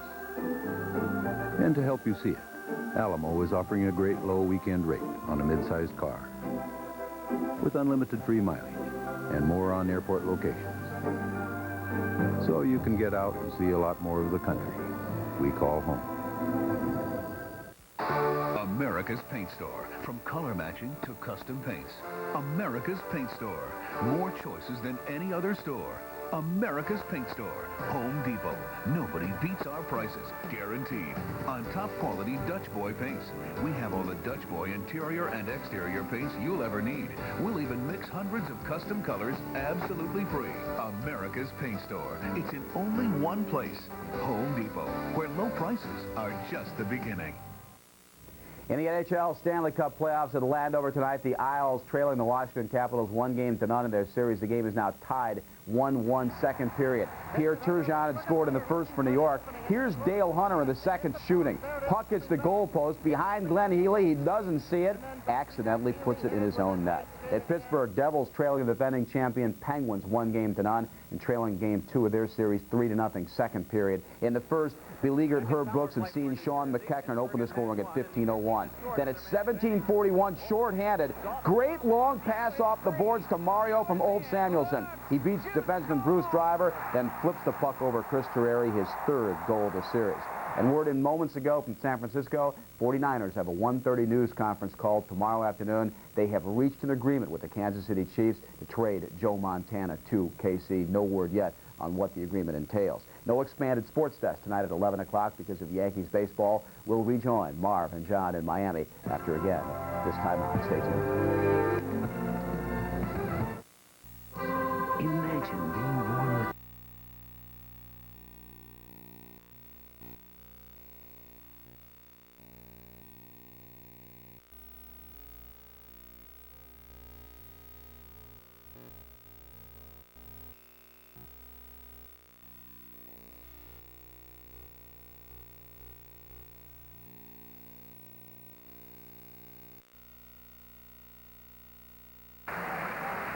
Back in Miami, it's the Knicks over the Miami Heat by the score of 54-48 at halftime, as Miami shot only 5 for 23 in the second quarter. 22% shooting by the Heat in the second quarter. Look at the Jeep and Eagle Knicks scoring. Charles Smith has had an outstanding half, 7 of 8 in his 19 minutes of play.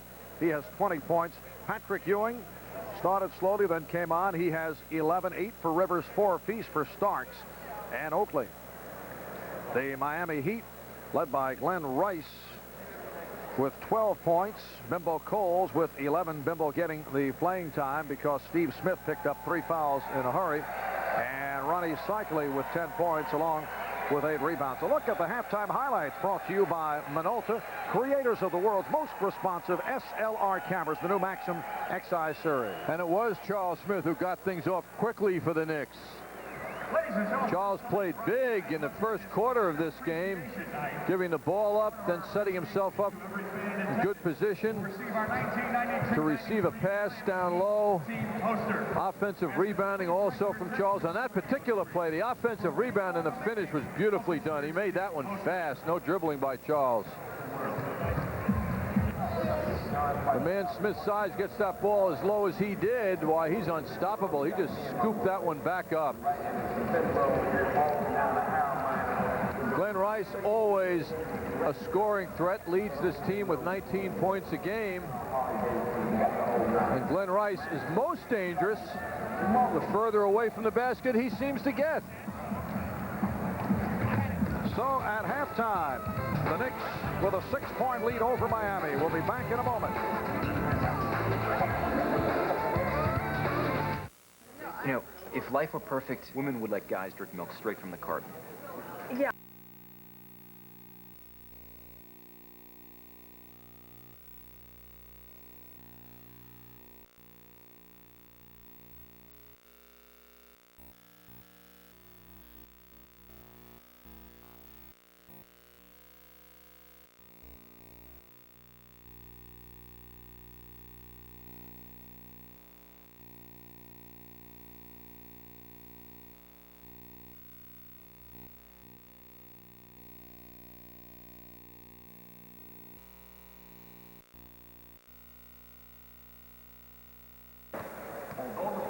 Marv Albert, John Andres back in Miami, where the Knicks have a 6-point lead on the Heat.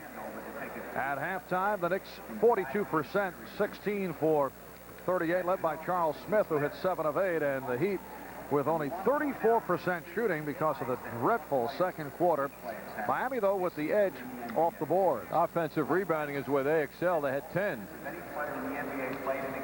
Knicks not doing the job at three-point shooting. John Starks has been real cold. 0 for 3 in the first half. And they were all threes. The Knicks getting the shot blocking. Good job by Ewing and Mason and Blackman combining for those 5. Ewing and Cycli, always the center of attraction when these two teams meet. Both of them played 20 minutes in the first half. And Ronnie Cycli leading the way in the rebounding department. Both players equal in scoring. We'll be back with the second half in a moment.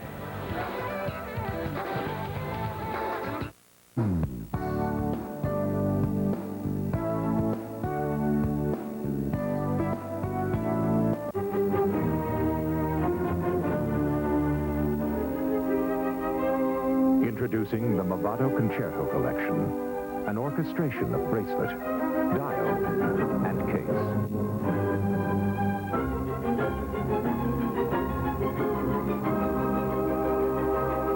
Of Swiss heritage since 1881. The Concerto Collection from Movado. Available at Marvin & Sons Jewelry with 3 convenient locations. When acquiring a new copier, you don't want to make the same mistakes.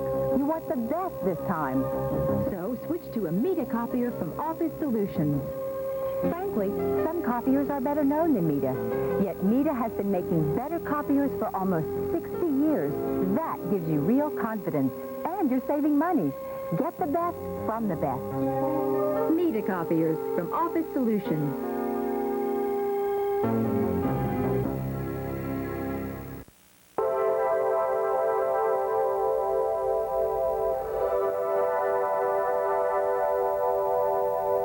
There's a quiet place, away from everyday distractions. Affordable, clean, convenient. When you need a rest, your home away from home is the all-new Pines Motor Lodge, Luminous, and our new location in Westbury. Only last an instant, and you'll want to...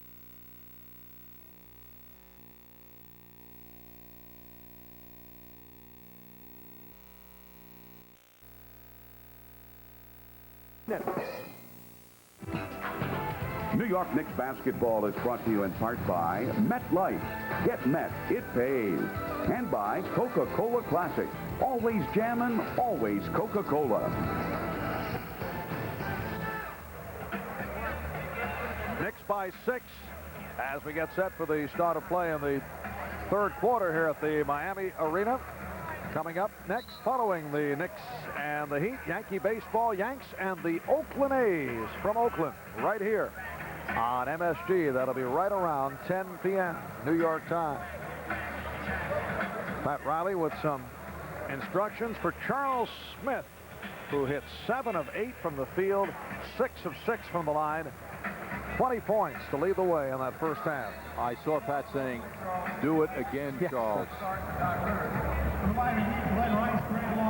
Steve Smith back on the floor, picked up 3 fouls, played only 7 minutes in the first half. Smith and Brian Shaw in the backcourt. Ronnie Cycli, Glenn Rice up front, and Smith hits from 3. Grant Long is also back, although Long did collect 3 fouls in that first half. Well, you know, Steve Smith, the competitor that he is, wants to come on strong in the second half. He emerges as the central figure for the Miami Heat now for the remainder of this game. And he has been hitting from downtown recently. John Starks continues to have his problems. Foul called. It's on Smith. Loose ball foul on Charles Smith. That is his second. Miami Heat 35-43. They've dropped 3 in a row. They have been eliminated from playoff contention. At home, they've been very tough. 25-14. At one point, they won 12 in a row. Knicks stopping that winning streak. Here's Long. He has been way off. He was a question mark. There was some thought he might even sit out because of a sprained ankle. And John Starks drills the shot from downtown. That's what John did against Detroit the other night. He saved his best for the second half after an early struggle. John shooting his way out of it. Oh, nice move. The hesitation drive by Glenn Rice. And he drew the foul. Rice to the line. Well, Marv, here's an example of your new phrasing. He hangs and he hits, and that's just what Grant Long did. We're going to hear more of that? Going to have a new guest potential? Special occasions. He hangs and he hits. Being very respectful. That was attributed to Harold Miner. Is that right, the other day? You put a red ribbon around that one, and we may hear it again. Nice ring to it. He hangs, he hits. Patrick Ewing called for that foul on the hanging and hitting bucket by Glenn Rice. 3 now on Ewing. And it will be Miami ball. The Knicks lead by 3 with a minute and a half gone by in this third quarter. Marv Albert, John Andres from Miami. Are you going to check around the league, Marv, before you make sure no other broadcasters have... My staff has already checked it out. Well, you claim it as your own? Absolutely. Well, you know, it's very involved legally. Copyright, all kinds of matters to take care of. Many ramifications. I have a bone to pick with you on facial, though. You do. Still haven't heard from your people. And another Knick turnover. John, we've heard this before, and it really can be quite hard. I don't want to get legal about it, but it could happen. Are you saying that you came up with the phrase? Is that the, yes, the focus of the point? Yes. Possible. Cycli. Nice move by Ronnie Cycli. Did it twice. Pretty crossover by Cycli to beat Ewing. Of course, Ewing has to be careful. Does not want to pick up a 4th foul.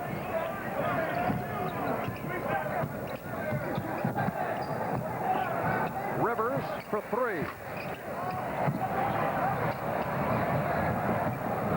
Miami down by 1 point and back to the offense. We have seen Patrick Ewing become one of the guys out here tonight. You know the Knicks want to get him more involved now in the offense. Cycli. Ronnie Cycli has not shot well.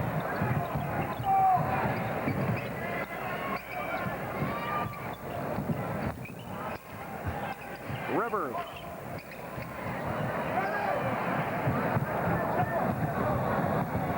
Brian Shaw all the way, rejected by John Starks.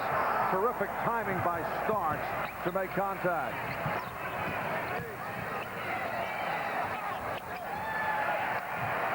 And the Knicks struggling here at the start of the third quarter. 3-point attempt by Rice. One of the interesting statistics of the first half was the Knicks' leading rebounder was the man with the ball. Doc Rivers had 6 rebounds. Starks. Rick Anthony getting set to come on. Not much happening at either end. Intended for Long, overthrown by Smith. For the Knicks, number 50, Greg Anthony in the game. Anthony comes on for Rivers. He replaces Doc Rivers. Doc Rivers, John, 1 for 11 from the field. 6 of 6 from the line. Knicks 1 of 6 here in the third. I don't think it's a function either of particularly good defense by Miami. They're just missing.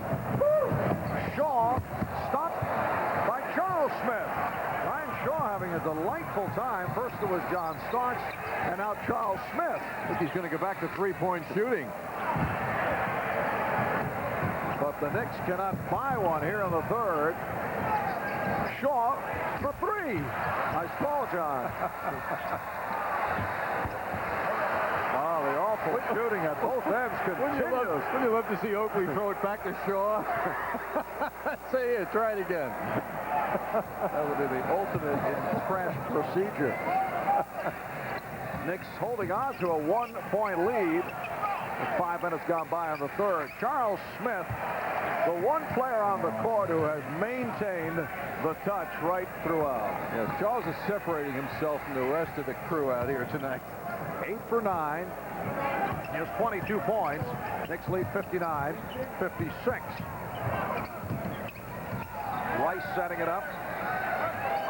Now Long, 4 on the 24. And Ewing gets to it.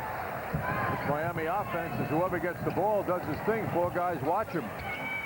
And it's Smith again. Knicks lead 61-56. It has been a splendid night for Charles Smith. Timeout called by Miami. Growing up, Yvette Ortiz dreamed of making a difference.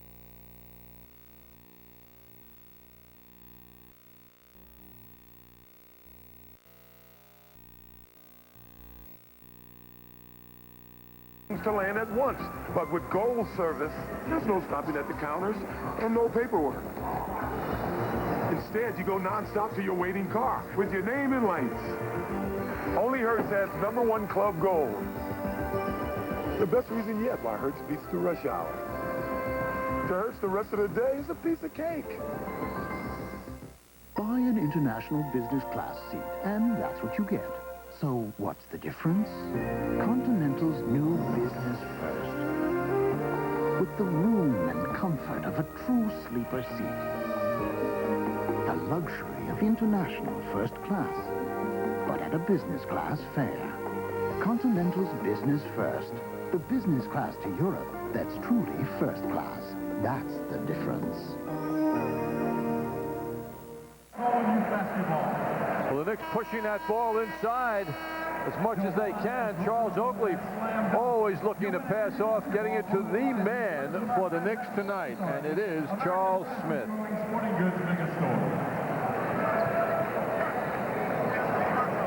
Neither club shooting well, though, in this third quarter, but Charles Smith certainly is.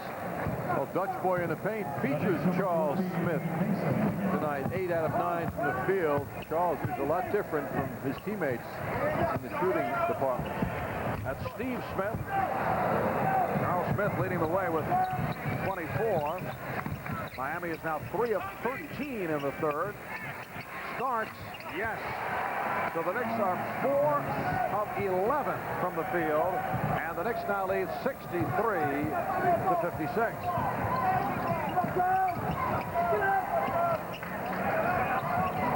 Rice off the dribble, gives it up.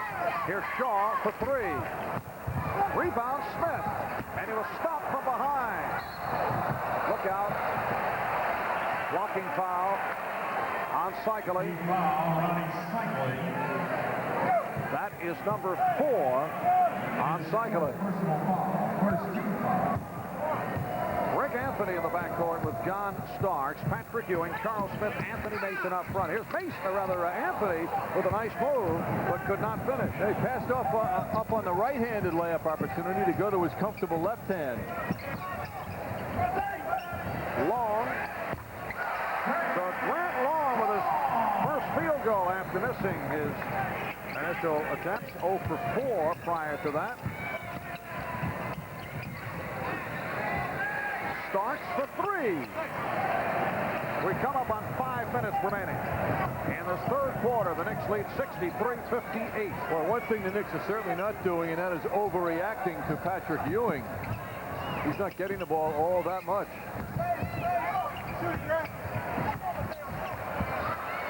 Rice.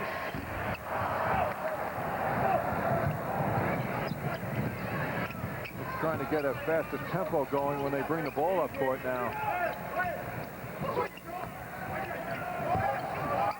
Ewing from Anthony. Yes, the Knicks offense has been very patient, not trying to force it, as you mentioned. Force it inside to Ewing. Patrick has let, as you might say, the ball game come to himself.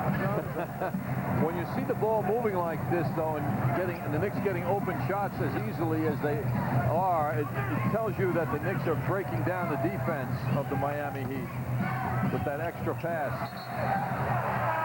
And once again, Miami tried to force the issue. Long was called. He replaces Brian. Now, Bimbo Coles replacing Brian Shaw, who has been ineffective. 1 for 7 for Shaw. The 2 drives blocked earlier this third quarter.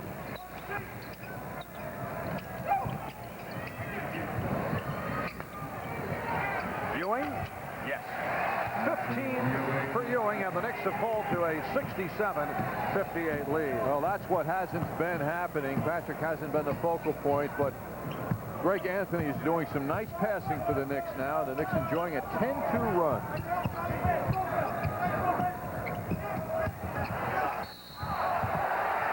That's an unbelievable play by Greg Anthony. He hurt himself badly, but he looked like he attacked Ronnie Cycli. Here's another look at it.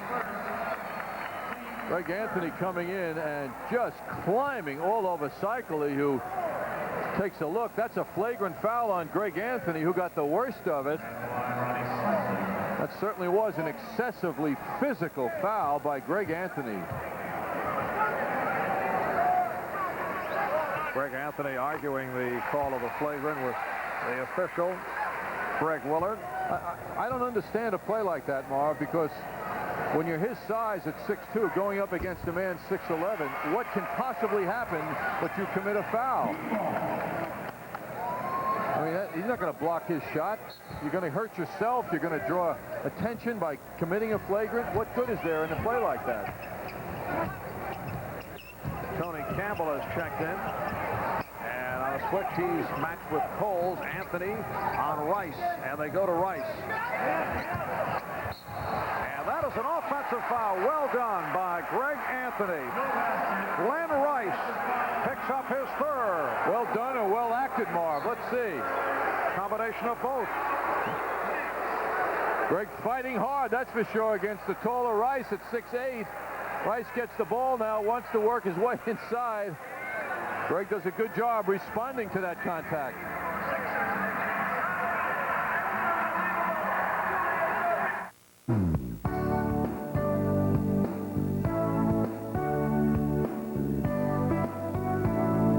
At Continental Bank, we try to get to you with solutions.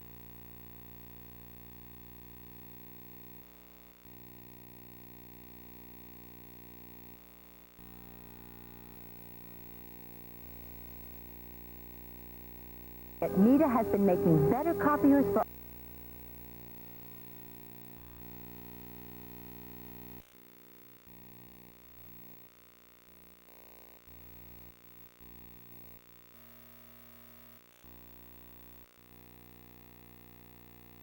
Team of Canon Technology and MCS Service. One is a great reason to buy the other. Interesting exhibition of teamwork by the Knicks in the first half. Doc Rivers talking to Kevin Lockery, kind of jabbering a little bit at each other. Former Atlanta Hawks. Charles Smith comes over and says, Doc, there's business to be done here. Don't get yourself in trouble. Teamwork. And here's Starks off a nice setup, and the Knicks swinging the ball so effectively, setting up to get the good shots, and they now lead 69-60. Miami only 4 of 17 from the field here in this third quarter. 24% shooting. Good play by Campbell, tying up Rice. Starks comes away with it. Campbell gets it at the other end.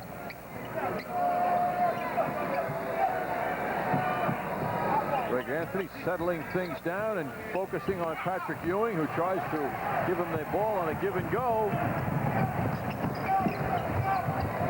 Here's Steve Smith. He's had a very difficult game. And that won't count. Offensive interference, and Kevin Lockery taking a long walk.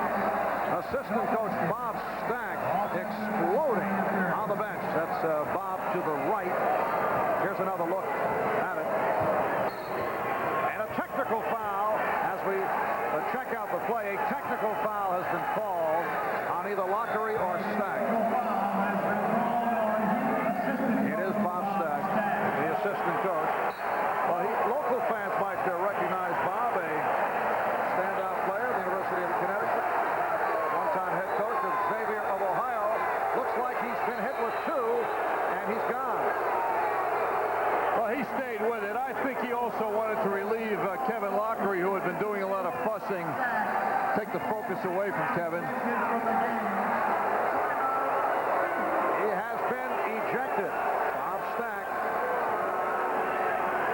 also coached at Wake Forest, an assistant with the Clippers.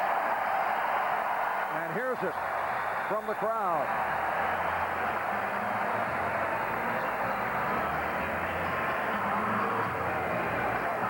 Another look at the play now. Ewing going up.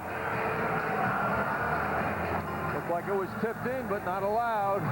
Called offensive interference. We'll take a timeout. Technical fouls called on assistant coach Bob Stack. Hit the first, and this is his second. Knicks now lead 71-60. It is their biggest lead of the game. Charles Smith reports back. Charles Smith in the game. Another opportunity for Pat Riley to rest Ewing. Patrick sits down with 15 points. Smith is the high man with 24. And Starks with a gorgeous pass. That will count. It's a goaltend. Greg Anthony receives credit, the goaltend against Glenn Rice. Knicks extend to a 73-60 lead as we come up on 2 minutes to go in the third quarter. Charles Smith switching off to guard Bimbo Coles and was called for his third foul. Well, the Knicks big men are always told to do that when the penetrating guard starts his move, to come out and help the Knicks defensive guard, push him off to the side. Cycling to the fadeaway. Rebound Mason.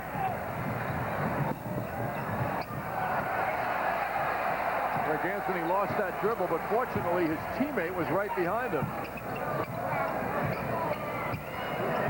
Charles Smith being guarded by Steve Smith, and the foul on Steve Smith.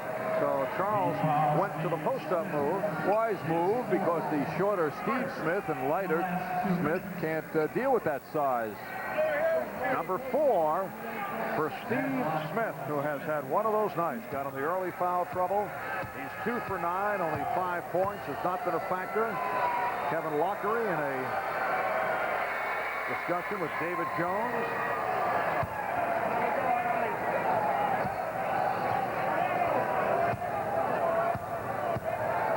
Charles Smith 1 away from equaling his season high at 26 against Orlando back in November. The Knicks 75 and the Heat 60.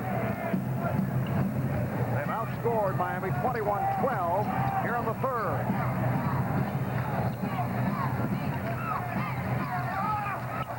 Coles cycling missed the tip, and Coles is fouled. Holding call. It's on Smith. Now they change it. Campbell picks up his first. Well, Charles Smith, the man we're looking at, has been the focus of the Knicks' good elements that have taken place here tonight. And it's something that has not gone unnoticed by the Knicks coaching staff, as Charles has gotten into the form that the Knicks have been looking for since the day they traded for him.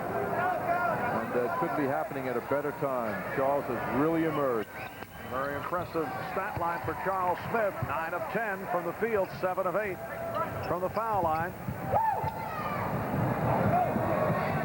Anthony with the setup for Smith. The Knicks 77, the Heat 62. Key to that success, though, was Tony Campbell recognizing the whistle of Greg Anthony at half court. Tony delivered that ball. Here's Long for 3. Oh, look out. Whoa, whoa. Anthony started to make a move in the direction of Cycli and then held back. Campbell taken down by Cycli. Will that be a flagrant? Let's see. And it looks like Tony is okay.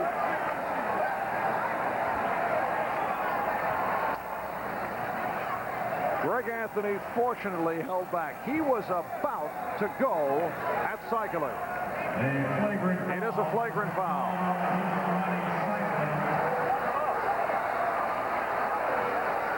Marv, there's no way you could tell me that Cycli meant to do this. It was the momentum of his body that brought him into contact with Tony Campbell, but you couldn't convince me there was any intent to drive Tony Campbell down. Like the Ewing incident with Grant, it was an accident. Just caught Campbell in the air in a wrong. And why automatic belligerence and anger has to spring forth in situations of any contact against the Knicks and Greg Anthony is very hard to understand. And then he started to have some lively chatter with Steve Smith, who also likes to talk it up, and Pat Riley made a move onto the floor. Pat Riley now telling Greg Anthony to cool it down. You can see from the look, they do not want to see him get involved.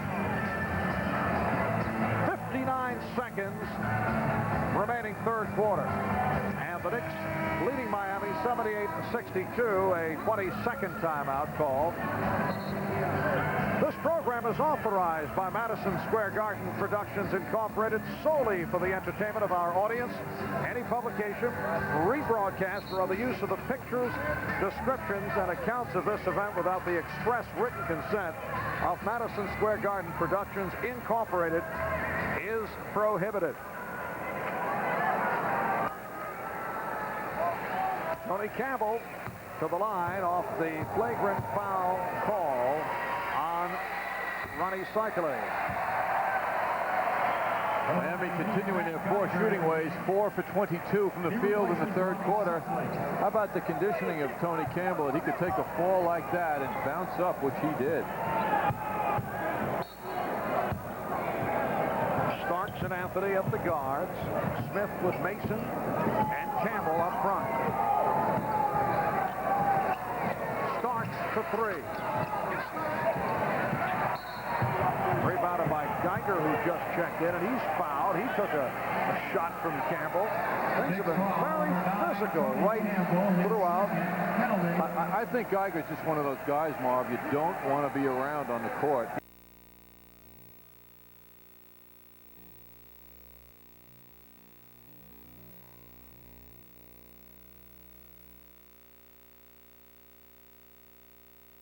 Not intentionally, but it was one of those get out of his way, and Akeem couldn't. Geiger only a 66% free throw shooter, has not been to the line much in his limited playing time. This is rookie year out of Georgia Tech, and he has emerged as Miami's backup center. The Knicks lead 78-64, 40 seconds left in the third quarter. Illegal defense called for the first time against Miami. That's their first. Knicks get the new 24.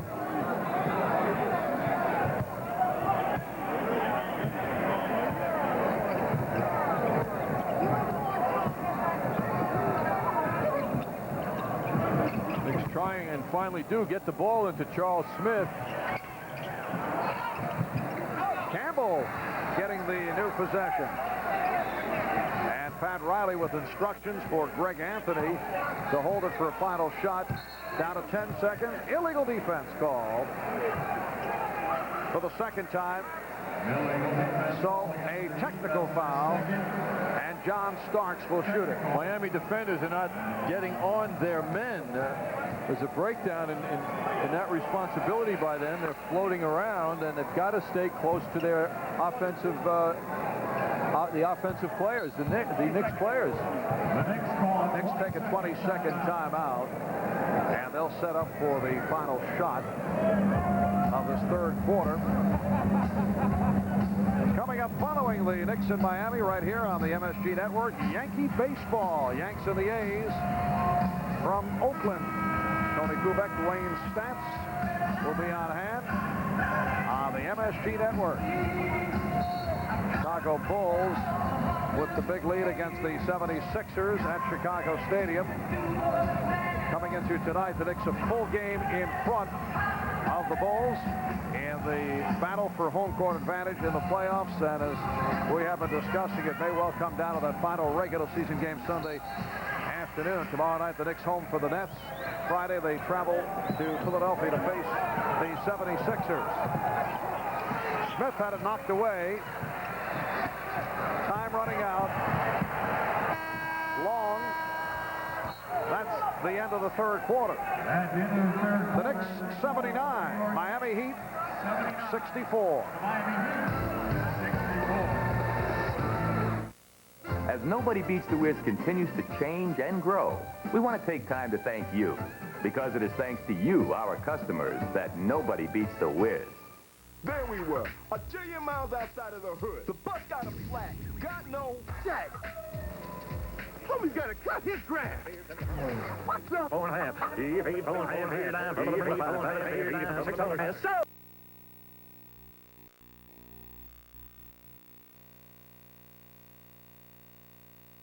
Insignificant total for the Knicks off the bench. How about Rolando Blackman's 3 leading the Knicks, who have scored just 10. Bimbo Coles has done a big job for the Heat off the bench, though. 13 of the Heat's 24 points.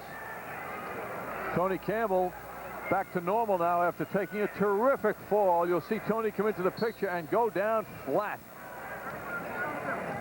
Flagrant foul called on that on Cycli. It was an accident, but fortunately Tony Campbell bounced right back. Off the double team, Mason having trouble, and then finds Starks. What a play by Anthony Mason. He was being trapped. He was under pressure. Also took some scratches. Checks out his arm and was able to get the pass right on target. You know, Mason, like Oakley too, one of the very few players when they make a terrific play that doesn't look over to the coach for approval. Yes, Anthony took it all in stride, looking down. They doubled up on Steve Smith. Bimbo Coles for 3. Miami with only 16 points in the third quarter. They're trailing badly here by 17. Campbell. So Tony Campbell is hit. He is hacked. That is number 5 by Steve Smith, and he'll be replaced by Harold Miner. It's been a very long night for Steve Smith. Normally an outstanding player.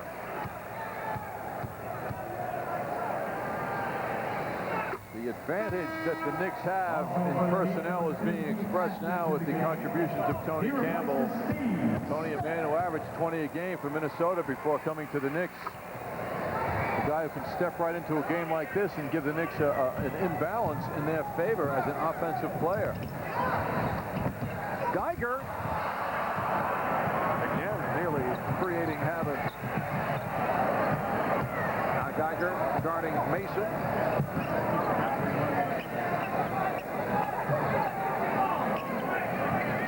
Charles Smith. Tony Campbell. Yes. Tony Campbell hasn't played in 7 of the Knicks' last 13 games, but there's no sign of rustiness in his game.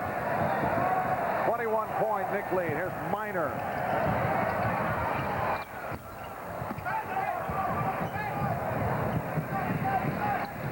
Mason with that hesitation dribble that pegs it with the left hand. A tough move physically. Yes. Won't count. No. Foul before the shot attempt. That's what I meant to say, John. 43, Grant Long called for that foul, and the Knicks take a timeout with 1:40 gone by In the fourth quarter, the Knicks leading 85-64. Well, during this timeout, Pat Riley was extremely upset with Anthony Mason, who was screaming in his face, and he pulled him out of the game, and Mason just went to the end of the bench, and now Pat over to talk to Mason, and he's still upset with him. Mason keeps talking as Pat Riley walks away as well. Yes, the members of the Knicks team went over to Anthony to try and support him during that timeout, but the seething that's coming out of Anthony is still quite evident. But we don't know what the reason was. In fact, Anthony had made a couple of good plays just prior to that. Here starts Charles Smith. A Knick career high for Charles Smith. He now has 30 points. Knicks 87. The Heat 64. 2 minutes gone by in the fourth. Kessler, it counts, and the foul. So Alec Kessler will go to the line. He was fouled by Greg Anthony, trying to help out. Kessler's first field goal.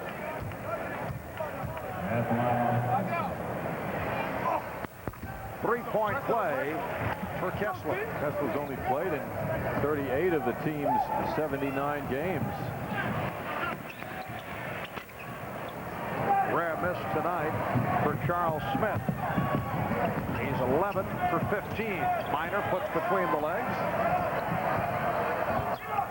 Here's Askins for 3. Campbell ahead of the field. And he blew the reverse. He was expecting contact from Askins. Yes, I think he felt it coming, and he got distracted. Kessler squeezing his way in, and he was hacked. Foul by Oakley.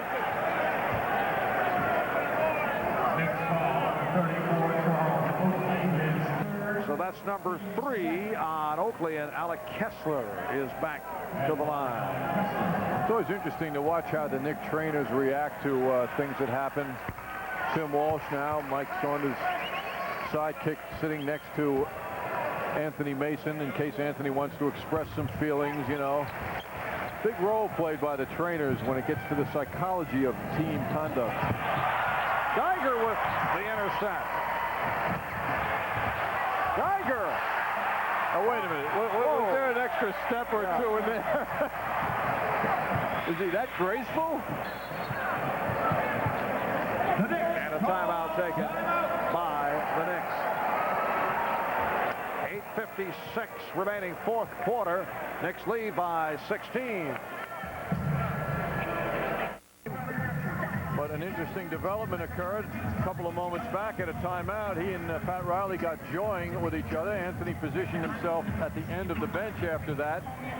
And I think he's wrestling with his own inner feelings now. Anthony, always a very strong individual, has made several attempts to control his emotions during his time with the Knicks, and he's wrestling right now with those feelings. But we don't know what the reason was for that tirade by Pat Riley in the direction of Anthony Mason, and may not find out, because Miner to the reverse. Askins puts it down and a foul. Meanwhile, Miami throwing some sides with some hustle during the last timeout. Pat Riley just screamed at his ball club, hey, this one is far from over. The Knicks now lead by 14. Well, Keith Askins enjoys following up this minor miss with the slam dunk. And then he and Coles went into a little dance, rejoicing at that. And that should get Patrick Ewing, who's now back on the scene, pretty loose, watching those fellows react to a basket. 10-0 run by the Heat. And there he is. Matt Geiger going flying, and a foul is called. Knicks at one point led by as many as 23. 33, Alex Kessler. Foul was on Kessler. 13 foul committed by Miami. 3.5 gone by in the fourth quarter.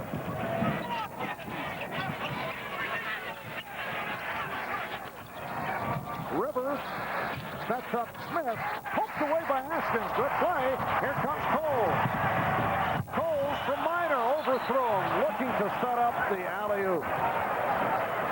Meanwhile, Pat Riley has his starting team out there on the floor. Been a long time since they've been together tonight. Starts. Alley-oop Ewing. A little instructional film here by the Knicks. I didn't think Ewing was going to get to that. That was way up there. Wow. 89-74. Knicks by 15. What impeccable timing responding to that last attempt by Miami. Geiger. Well, Matt Geiger gets inside. The Knicks now lead by 13. Personally happy for the guys. Been working so hard. And back comes Miami off the turnover. Rivers knocked it away from Minor. Doc Rivers has done an excellent job against Harold Minor. Charles Oakley, long pass. And John Stark, seeing Patrick Ewing in the vicinity, delivered a beauty, as did Patrick. Back live, Geiger's side jump went off the mark. Knicks on a break. Oakley is fouled. Took a chop from Kessler from behind. And Oakley will go to the line. See what Rivers does with Harold Minor. When Minor has the ball going into his one-on-one act, Rivers attacks him. He doesn't wait for Minor to establish his own move and then do what he wants to do. Rivers goes at him before he gets it going.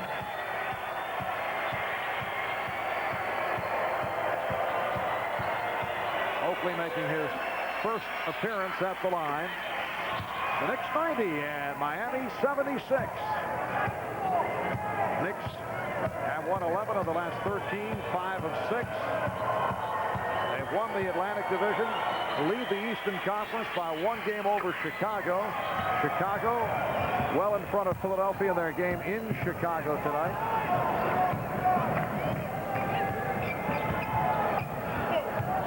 .5 Knick lead. Oakley respecting the outside touch of Kessler. Minor keeping it alive and then stepped out of bounds. So it will be Knick ball. Miami shot only 5 of 23 from the field in the third quarter. They scored just 16 points. They made a run here in the fourth. And a foul called. It is on Geiger. And 52, Matt Geiger, his 5th. That's number 5 on Geiger, puts Miami over the limit.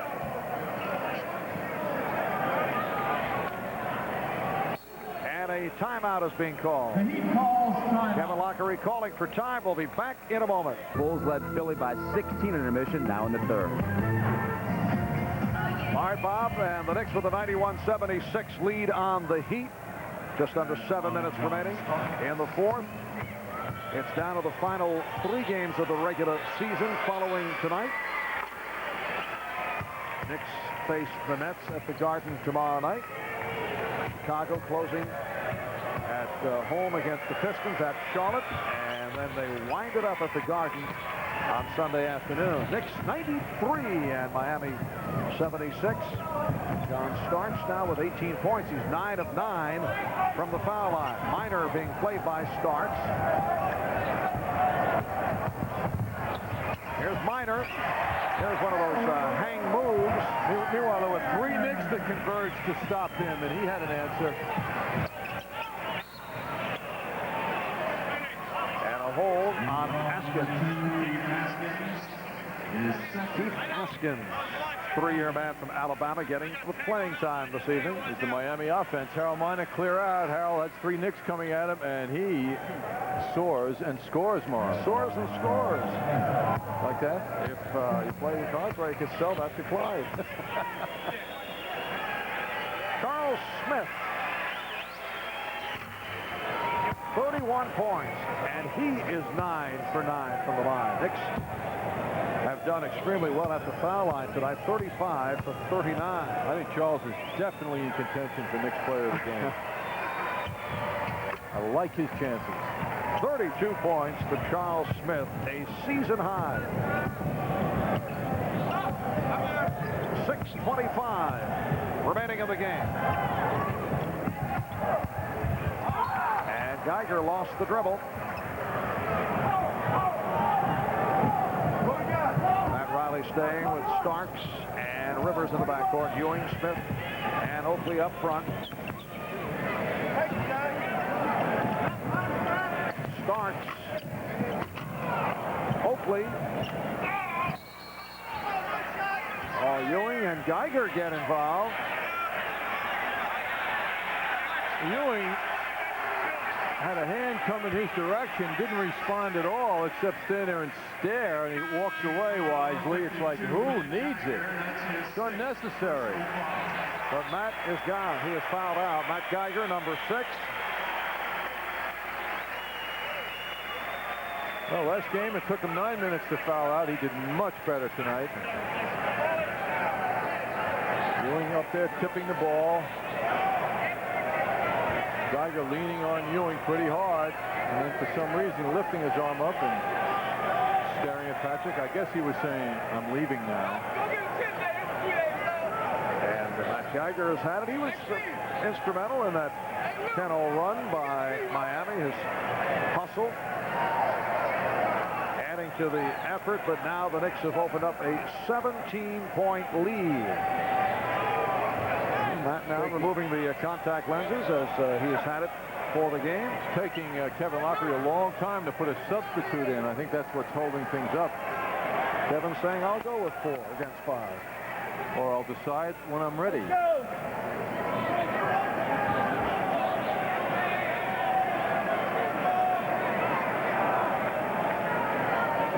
Looks like he's going eeny, meeny.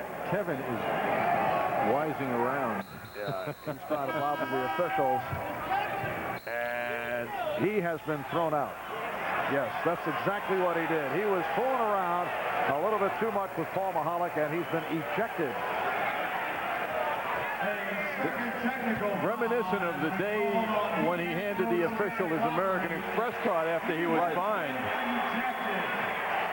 For what, he said, all right? You know, Kevin, you know why. A little straight man humor here.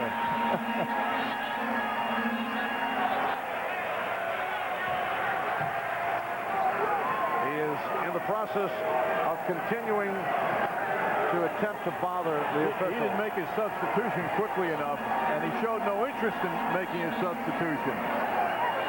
And he was kind of messing around with it. He was saying, let's see, I'll go with you, no, you, and would not come to a decision. So assistant coach Bob Stack ejected in the 3rd quarter. Kevin Lockery will join him. I think all the New Yorkers in the audience here in Miami know what Kevin was doing and are expressing their support of him. All right, here's a look at Kevin making his decision. Players can't believe this, as he is trying to decide ostensibly who he will insert. Then he sends them all in. Very fine, but the humor not being shared by the officials. And it is assistant coach Alvin Gentry who is left to run the ball club. That is Alvin right there. Bob Stack is gone, thrown out earlier. And now Kevin Lockery. And an entire new 5 has been inserted. Doc Rivers shooting the technical. Well, Jack Ramsey's on hand. Wait a second. They could recruit Jack, who is handling television commentary for the Miami Heat. 3rd winningest coach of all time. Lenny Wilkins recently passed him by. Yes, Jack would gracefully step in if needed. And now Patrick Ewing to the line. 6 minutes remaining in the game. The Knicks have spent much time at the line. They are 36 for 41 from the foul line.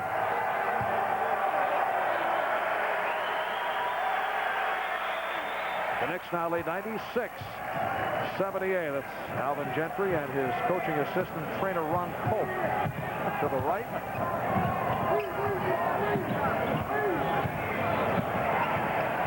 Oh, Miami they're making a travesty of this now. You know, John, this is all by design. That's a three-point attempt. They're just fooling around here. Well, it's the ultimate in non-professionalism.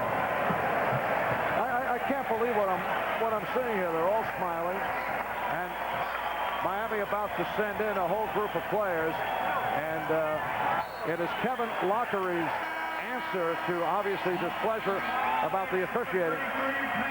Ewing is called for an offensive foul, and apparently instructions were left by Kevin Lockery, because Alvin Gentry now is making wholesale substitutions. And I think Pat Riley is upset by this. He's chatting with the lead official, Paul Mahala. He's really annoyed, and I can understand it. Unprofessional. Let's see what the Heat does here now. Well, apparently they will go conventional. Cycling. Ronnie cycling with the move, and the Knicks now lead 96-80. Kevin Lockery was looking to send a message by gaining attention from unconventional means.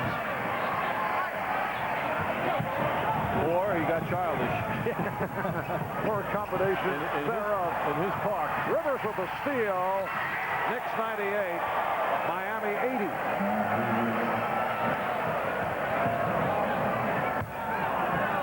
Well, the games here in Miami certainly have been intriguing. Last time, back on the 2nd of April, we had all kinds of fireworks. 10 technical fouls were called. Reportedly, Lockery had sent all his players to converge on Patrick Ewing to get Ewing. And a foul is called. Kessler trying to get it back and picked up the personal. Well, Miami has enjoyed in the 4 prior years of its existence at least one win a season against the Knicks. And it looks as though this year 5 games are going to all go to the Knicks. 4 have, and this one's going in that direction certainly. So it's a big disappointment for Miami not being able to beat the Knicks once this season. Lifetime, the Knicks coming into this evening have won 18 of 22 against Miami. They've won all 11 in New York. Crowd continues to file out as the Knicks build the lead. It is now 99-80. The night began with better than 15,000 on hand, a capacity crowd, but many empty seats. Fans have been leaving right throughout this 4th quarter. As we come up on 4 minutes remaining in the game. Get a look. Crowd headed in the direction of the exits. 20-point Knicks lead. They've led by as many as 23. That was intended for Coles. And Rivers could not save it. Stepped out. It will be Miami ball. One of the few times a player will enjoy being thrown into the crowd. Into the Miami cheerleading section. Doc was lingering a bit, I think. Not long, though. And it looked like Haskins took a shot on the forehead, may have drawn blood, and he will be replaced. Steve Smith walking over to the scorer's table.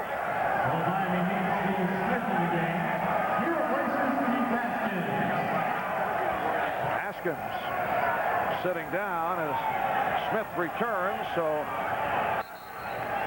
it's a backcourt of Coles and Minor. Smith will play up front with Cycli and Kessler. Doc Rivers departs. Greg Anthony comes on.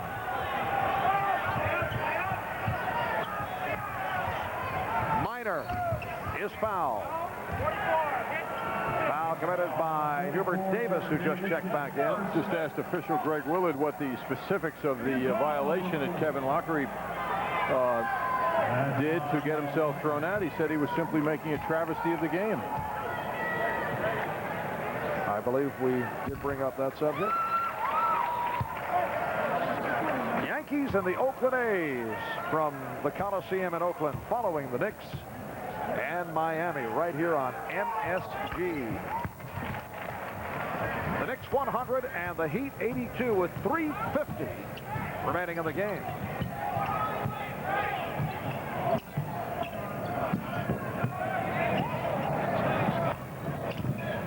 Smith, yes. Charles Smith with 36 points.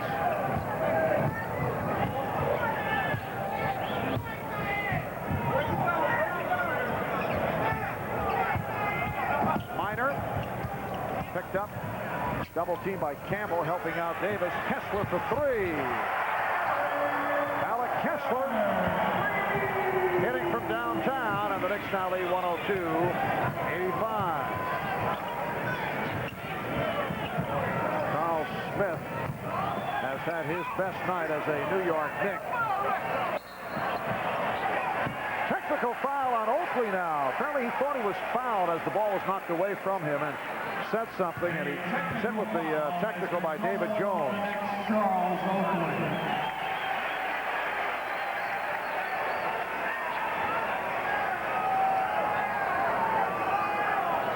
Here's a look at the play. Jones working down low. And he was affected certainly by the defense and didn't get what he wanted. Minor hits the technical. John, this is a game that has seen 55 personal foul calls, 30 against Miami, 25 against the Knicks, 5 technical fouls, 2 apiece on Coach Kevin Lockery and his assistant Bob Stack, and 1 now on Charles Oakley. Campbell, Knicks lead 104-86. A game that has seen Charles Smith score 36 points. Charles Smith's career high as a member of the LA Clippers, 52 points. Did it at Denver back in December of 1990. Cycley with the tip. Scoop tip by Ronnie Cycley. He has 18 points. Knicks 104 and the Heat 88. Knicks have toyed with Miami here in the second half. Miami did have that run, a 10-0 run. And the Knicks were able to regroup. Have not been threatened. The odd part of it, Marv, is the Knicks did not play great basketball here against Miami. They've just worn them down and gotten an extreme contribution by Charles Smith tonight. Charles, who was consistent throughout this game, and certainly solid contributions from other members of the team, but nothing spectacular by the Knicks as a team tonight except for Charles. Campbell called for that foul, Cycley to the line. I think in this type of game, it is difficult to look real good. It's been a bruising, ugly ball game. Yankees and A's following the Knicks and Miami here on MSG. And Pat Riley sending on Eric Anderson for Charles Smith, who departs with 36 points. 12 for 15 from the field and 12 for 12 from the foul line. A magnificent night for Charles Smith with just under 2 minutes remaining in the game. Minor! It will be Miami ball. Here's Keith Askins reporting back. Ronnie Cycley sitting down, leads with 20.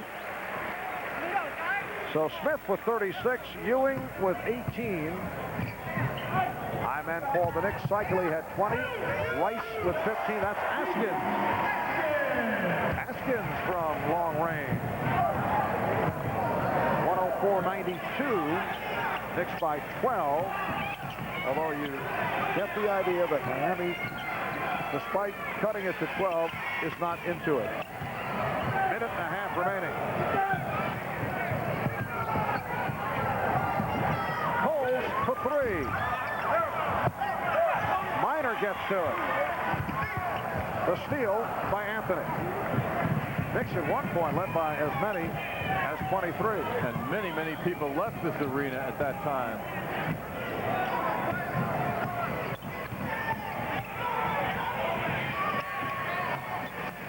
Davis rejected. Anderson, yes, and it counts. Eric Anderson with the basket, and he'll go to the line. He took a shot before he got this basket attempt up even. See Eric come into the picture. He'll get rocked here. No foul. Then he goes up and gets fouled while making the basket. Eric Anderson, rookie from Indiana, completing the three-point play. Eric had not played the last 5 games. Knicks 107. The Heat 92. Down to 50 seconds remaining. Haskins guarded by Anderson.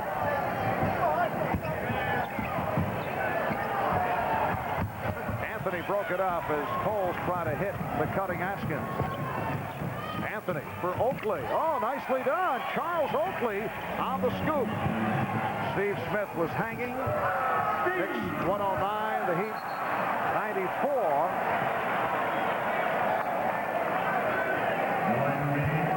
Delay of game call on Miami. 30 seconds remaining. So the Knicks, for the moment, will go a game and a half over Chicago, but the Bulls on their way to defeating the Sixers. It will remain undoubtedly as a one-game lead in their race for the Eastern Conference top spot. Kessler for 3 again. Well, Alec Kessler showing the range. That's his second from downtown. Knicks lead 109-97. Final seconds of the game. So it will come down to the final 3 between the Knicks and Chicago, and perhaps to that final regular season game at the Garden on Sunday. Final score, the Knicks 109 and the Heat 97. Charles Smith, the high man, with 36 points. Right now, we go to Yankee baseball. Dwayne Stats and Tony Kubek in Outlook. He assists on that cup-winning goal, and 2 years later, he and Nystrom teamed up again.